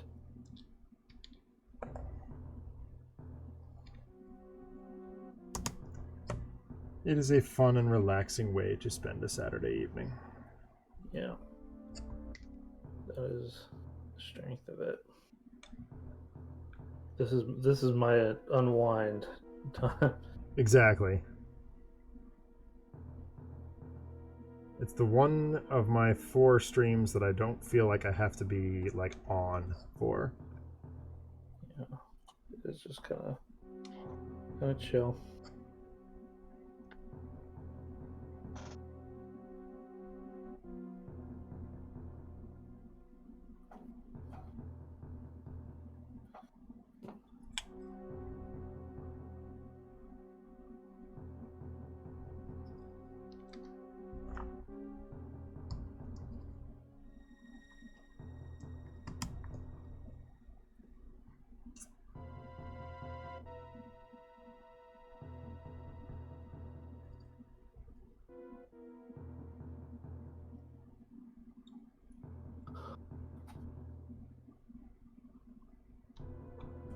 You should learn to do it, Colin. You can come over and do this with me.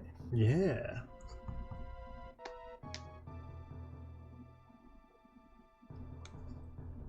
I have so many minis that need painting.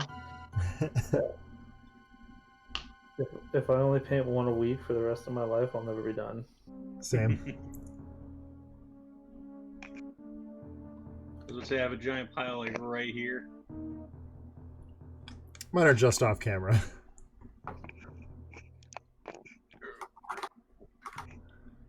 I'm actually considering getting a 3D painting program. So, like, the nice thing about this is that you don't really need to be good at art to do it. It's very true. A little bit of patience to get over the opening hurdle, and then you're kind of off to the races. Yeah. There we go. I think he's done. Mine are very nearly there. Just gotta, or at least as far as I want to get them today.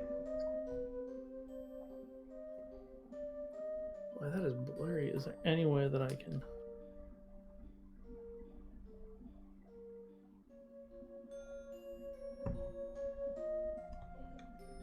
I want to show Bebop and Rocksteady together.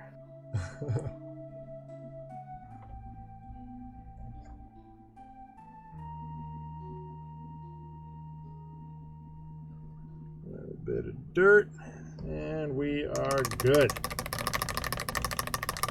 Inking. This should take literally seconds. Because it's only 2 colors. What do I need? Earthshade.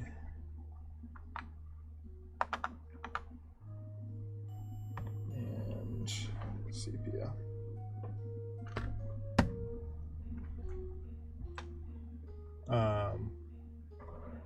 Colin, I can show you one of the finished products of what I'm working on.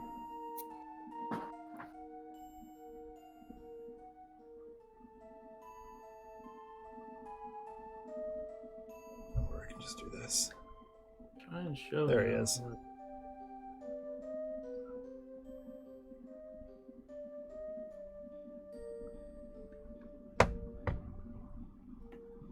I just want to get an ink wash down on this, and then we will. That took me not very long. That was a proof of concept, so it took longer, I guess, than these ones individually. But yeah, really, really not that long. I mean, I started at what, halfway through the stream last time, so like hour and a half maybe.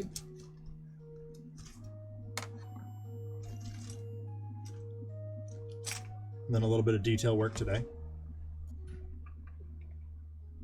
Did we all ever figure out the photogrammetry project? Oh. That's an Adam question. Photogrammetry? I don't know what that means. then maybe none of us have a clue. Colin, your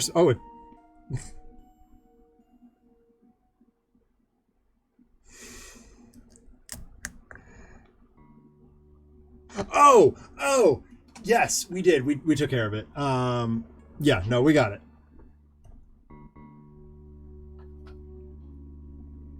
Yeah, they look great.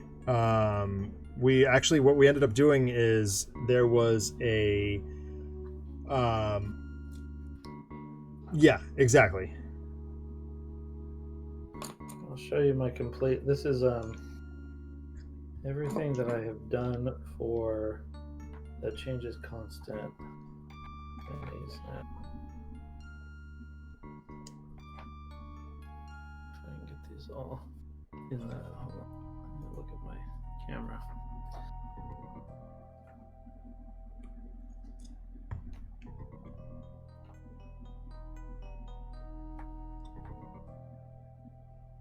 Oh man, hold on. Go back.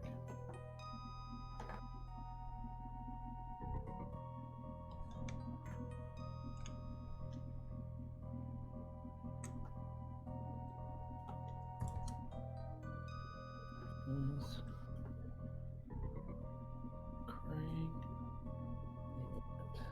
There's Shredder. Here we go. Look at that. It's so cool. God, the colors are so vibrant and wonderful.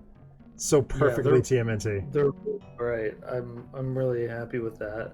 I wanted them to not get like I see a lot of minis have much more realistic dulled colors. Mm-hmm.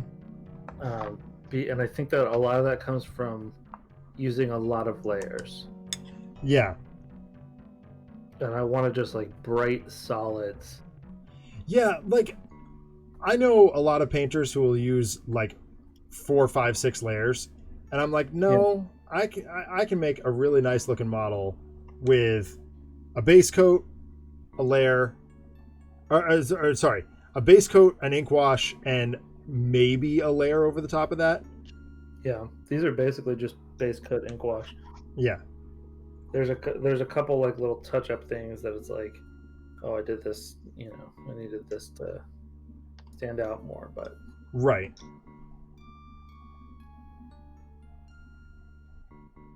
But yeah, they are really bright. I think that's cool.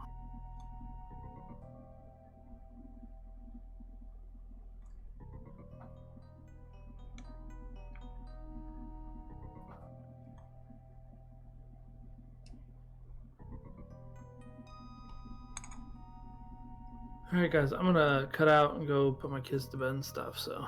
All right, man. We will talk to you next week. Yeah, thanks so much for having me. It's good Absolutely. Painting with you guys. Have a good one, dude.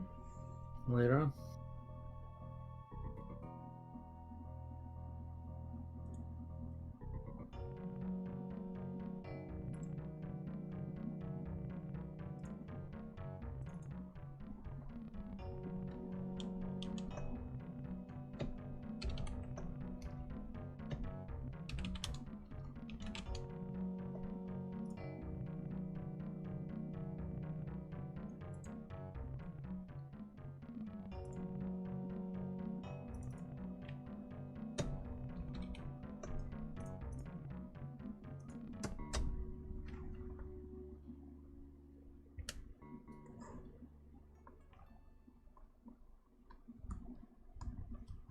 How are they coming, Broody? They're coming good. I'm just kind of using some layers to accent a couple things. But yeah. I'm almost done. Yep, me too. I just got to finish up with this ink washing, and then we'll be good here. And I will complete the lair stuff next week, or over the course of the week, I should say.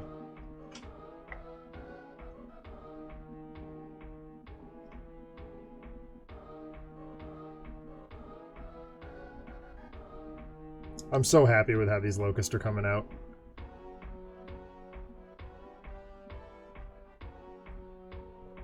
They look filthy and grimy and like they just crawled right out of the game.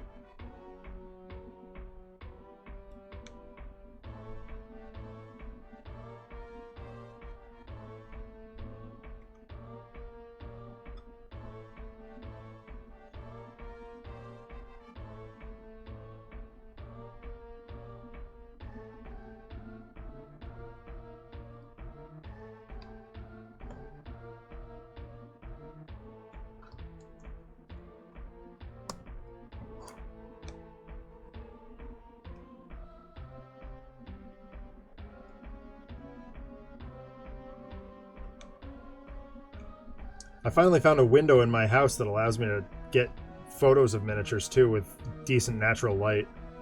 Yeah. Yeah, it turns out my my bedroom window, if I prop I use a journal, a black journal, prop that up behind them, it refracts the light absolutely perfectly. Gets a really nice shot.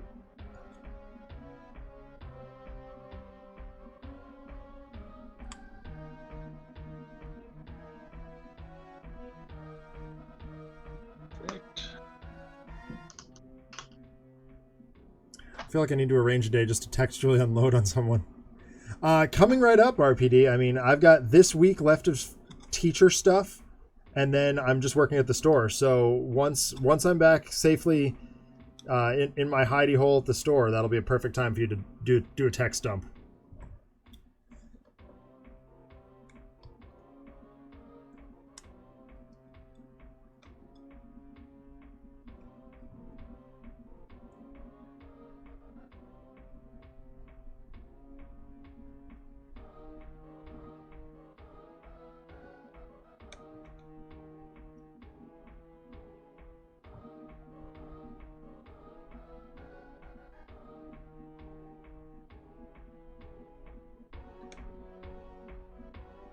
We might actually do the Dark Watch thing before the 1 year anniversary of when we said we'd do it.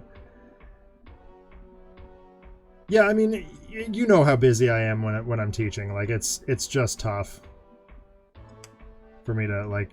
I mean, it's tough for even me to focus on Tales from the Archive, let alone anything else. But yeah, when I'm working at the store, it's way, way easier.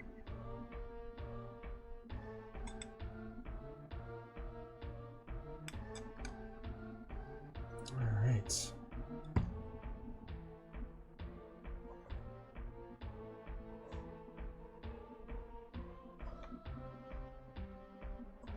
I think that does it for me.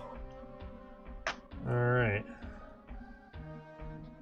You mind hanging out for 2 seconds while I apply the last coat of wash and, No, I do not mind. Okay, Actually, cool.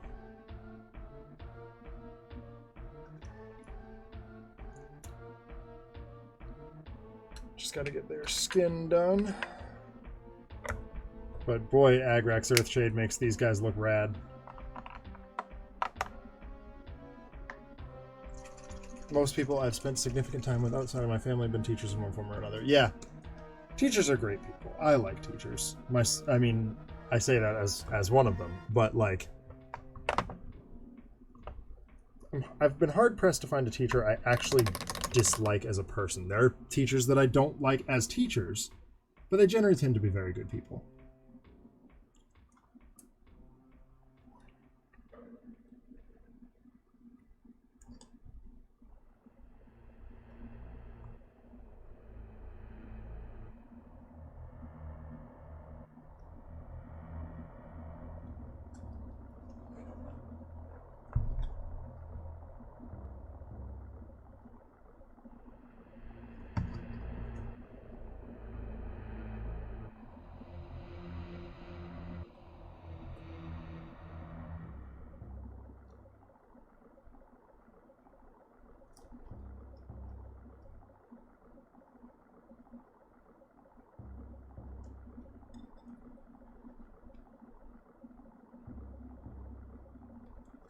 Man, I love what the sepia does for these guys' flesh.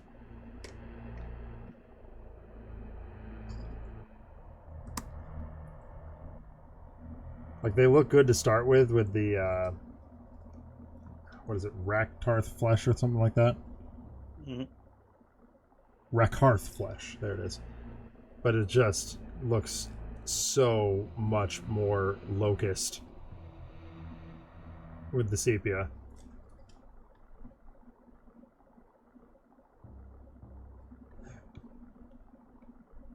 There you go. I like that a lot better. So like Black Canary's like bracelets and jewelry and stuff. I Yep. had just the Balthazar gold on top of. Yep. I decided to hit it with Auric armor, Oh, yeah. and it popped a lot more. Nice. I've only recently discovered the white cap paints because, I mean, I've been painting Chaos Dwarfs for so long and all their stuff is very dull. Yeah. But those white caps are pretty awesome.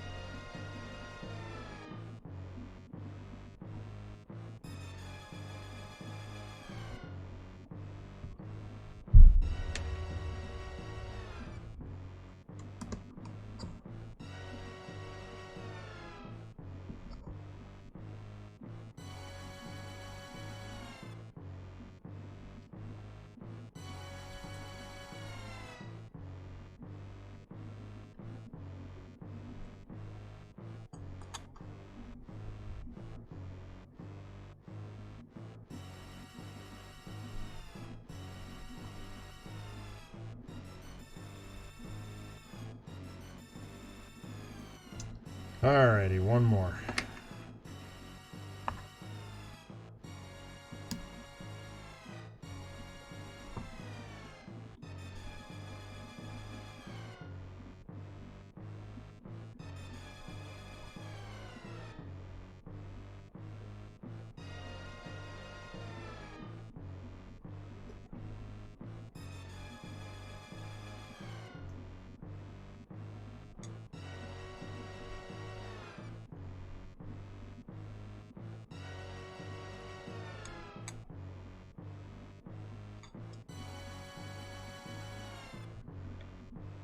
One thing I can mention is the short time left is I've been sort of offhand making my playlist for the director, and my gods, is it unbearingly over sentimental. Like, it's perfect, but also the sort of playlist with Every Time We Touch and Listen to Your Heart back to back with Heaven is a Place on Earth Not That's awesome, RPD. Oh, I love it so much. All right. And that's Bruce done also. Yeah. Nice, nice. So let's set this up a little bit higher. Go ahead and put all these guys out on the tray here. I think these guys are ready for drying. And then I will hit them with a dry brush and a little bit of layer. And then some basing. And they will be donezo.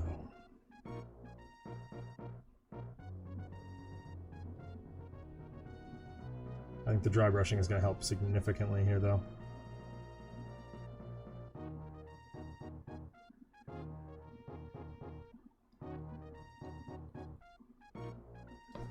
It's not wanting to go into focus. Adjust my light a little bit. Sure. Oop. I hate it when that happens.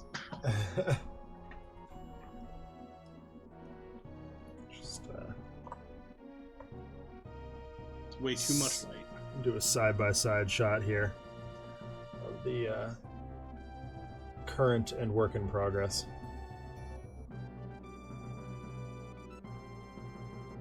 Oh, almost there. Come on, camera. Use the palm of your hand, Rudy. Yeah, it's not working.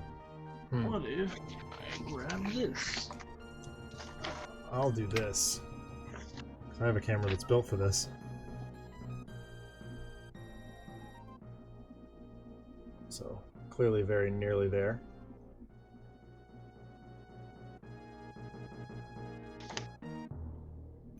A little bit of detail work and we will be good with these guys. I guess we'll move on to the... Oh, there you go. Nice.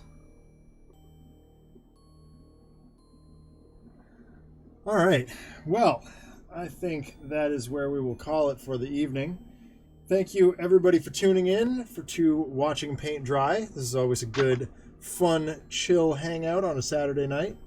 I will not be back on the Handelabra Games channel tomorrow night because I'm taking the night off. I need it.